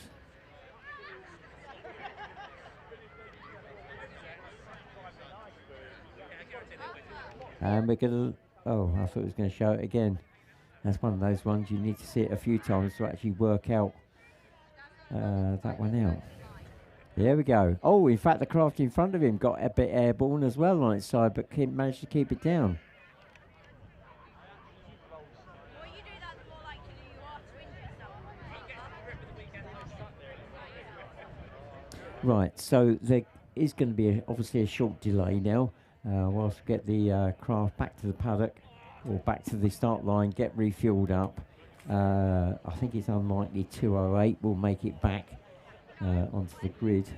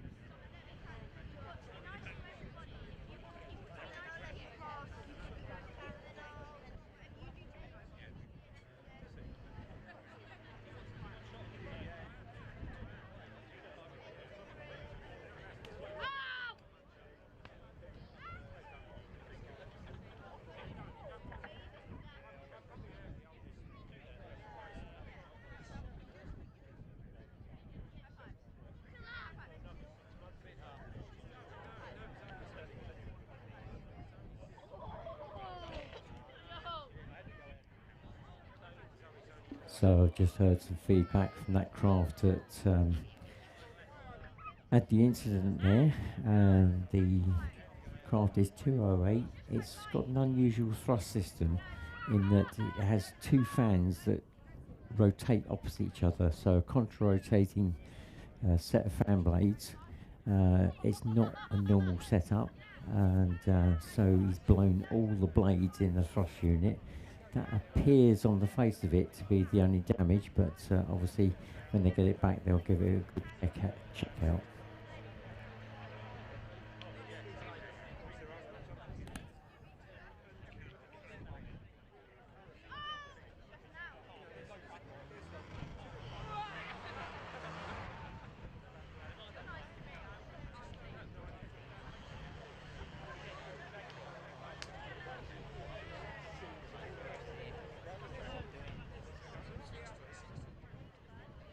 So I've just had a quick update that Adam Turnbull, whose craft was now completely out of action for the weekend, has managed to get hold of another craft. So Adam is back in the game, as it were.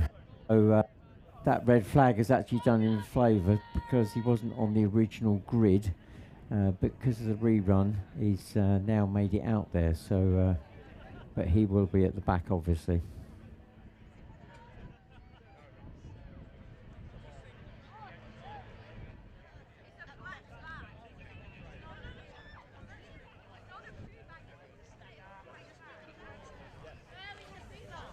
Well, it looks like we're coming up to the start very shortly now, once this craft has made it back past the grid.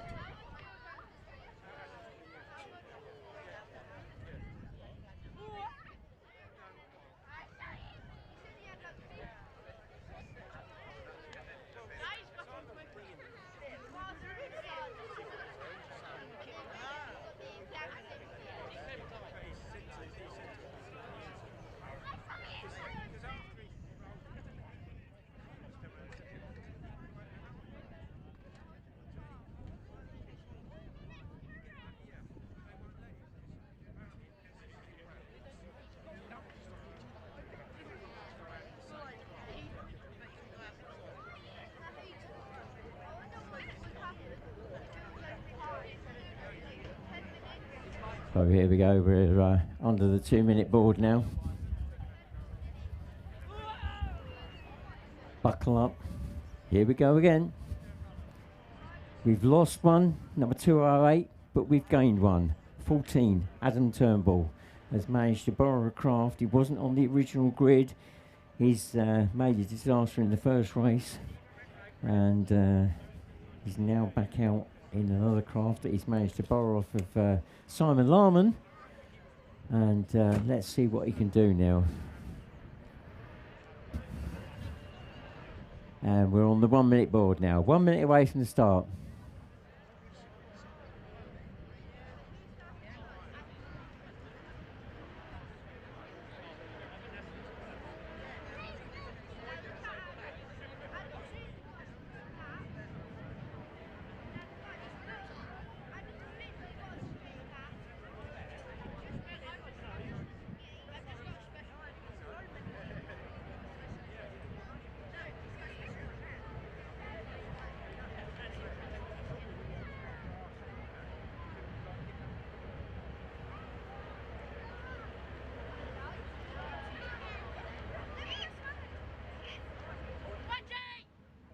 Here we go, we're away. And it's 11. Jake Trussler again down to the turn first. Is he going to hold it? Yes, he does. Cullen Bill hot on his heels in number 1. And then it's 14. 2, 3, 4, then 14, then 17. Then 3. And looks as though the crafts are getting a bit lively on the lake there. The leader getting a bit up on its side. And we've got one chopped off to the side, and that's Simon Francis, number 3.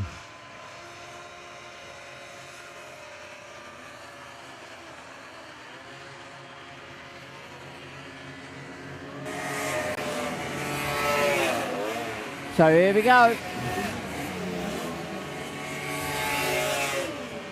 So it's 11, 1, 2, 3, 4, 14, 17, 262. The gap between first and second, 1.37 seconds. And the gap between Denis Rago, 234, and Adam Turnbull, number 14.93 of a second.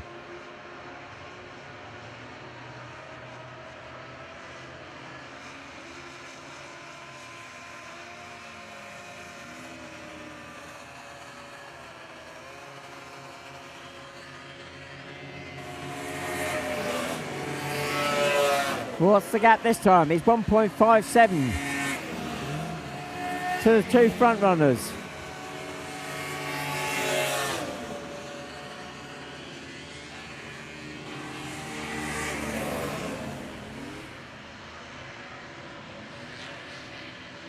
Right, 2 front runners drop onto the lake. The battle for the lead is definitely on. Callum trying to find a way past. But Jake Trussler is holding on to that lead.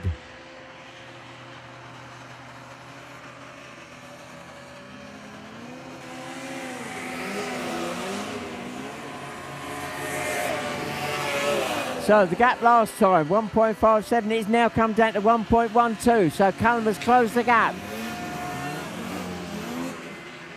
And Jake, under pressure, puts the craft on its side. And Callum has popped a segment on that right-hand side. Shouldn't be a major problem. Those two romping away from the rest. 2, 3, 4, Denis Rago in third. He's got Adam Turnbull, 14 on his heels, 1.42 seconds.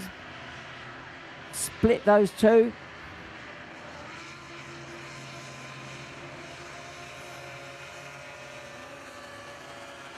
Right, round the paddock turn, round the big screen. Here we go. What's the gap this time?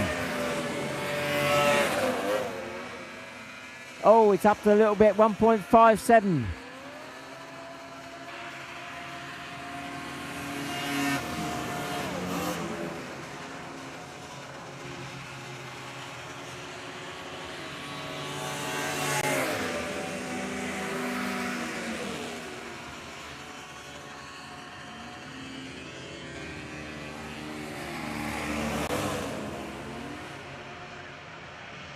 Right, out of the lake, it's still 11, followed by 1.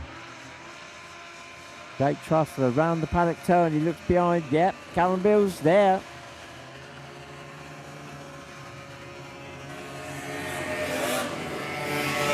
Gap this time. Oh, pretty much the same, but marginally closer.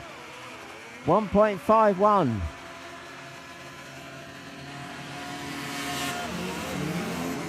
And the battle for third. There we go. It's just gone through. 2, 3, 4, 14. The gap between those two, 0.658 of a second. So just a tad over half a second between Denis Rago and Adam Turnbull as they drop onto the lake. So we've got a battle for first and second and a battle for third and fourth.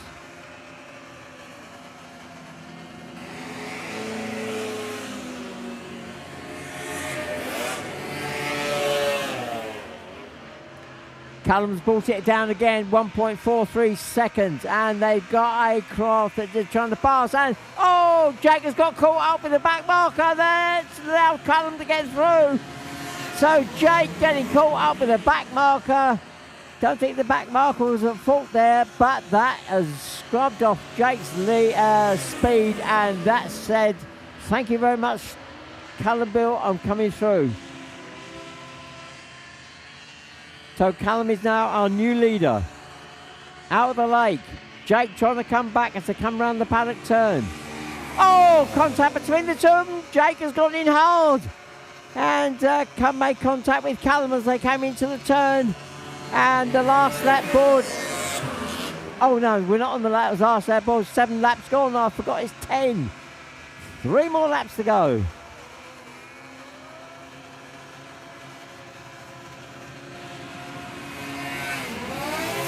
Callum with still that skirt damage on that right hand side, but it doesn't seem to be causing him a problem.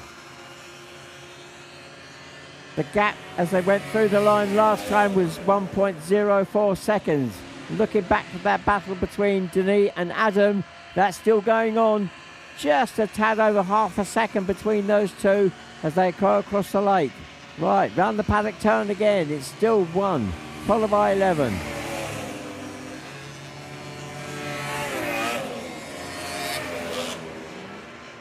And the gap 1.713. So Callum is slowly easing away from Jake now with 8 laps gone.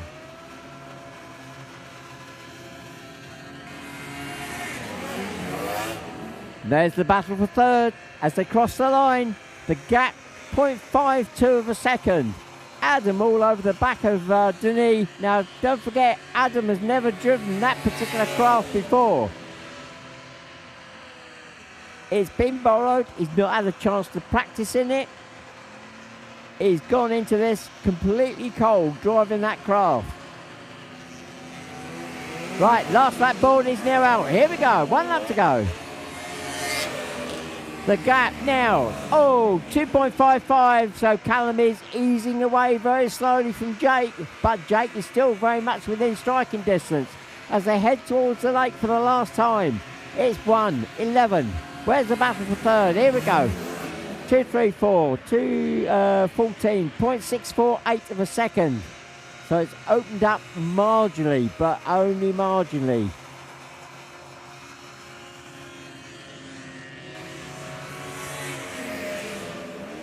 Conrad Bill in 5th, in a solid 5th, 6.262, Francois Dupont, then 7th, 213, Michael Veron. And here we go, the crossing line.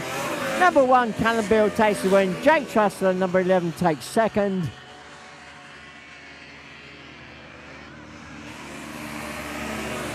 And where's the battle for third?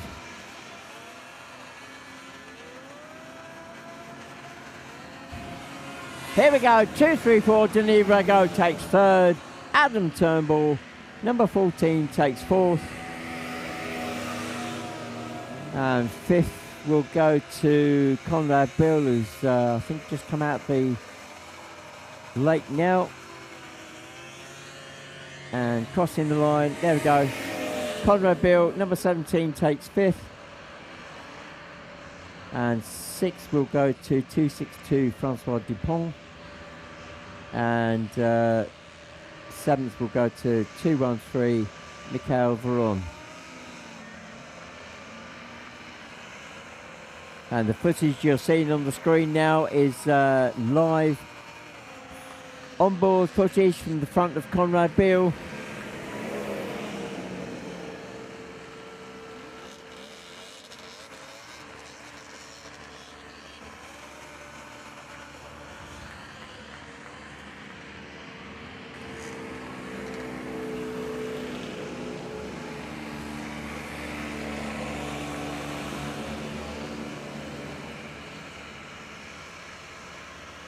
So there we go, the back marker playing a part in Callum's move on Jake there.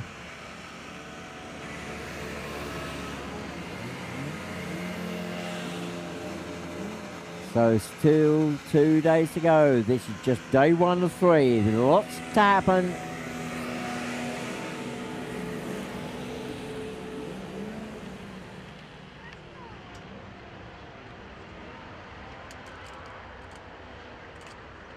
So this is the, then looking at number 3 there, Cy France, he stopped on the lake. They'll be going to recover him now. Craft floating nicely by the looks of it. So this is the end of day 1 of the World Championships, sponsored by Griffin Marine. And we will see you again tomorrow. If you haven't already downloaded the web app, then there is a web app. You can follow all the live information, the program, and the results, etc., etc.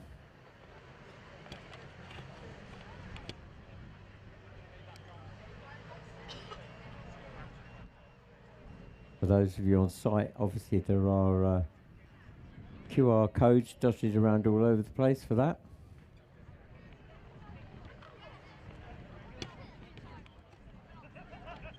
Right, I think that is me done for today. I'm going to sign off now from day one of the Griffin Marine World Championships here in Whittlebury. And we will see you again tomorrow morning. Racing starts at 12:30, or practice starts something like 9:30, I believe. Let me just double check.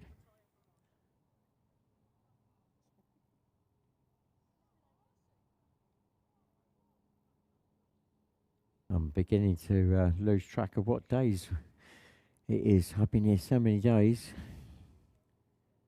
So practice starts at 9:20 tomorrow morning. So practice starts at 9:20. We go through the various formulas with the practice sessions. We got a paddock break that starts at 12 o'clock. So if you fancy coming along just before 12 and you want to get into the paddock and have a look around, that opens at 12. All things being equal, if things are run to time, the first race will be at 12:30 though. So that paddock break will be quite quick.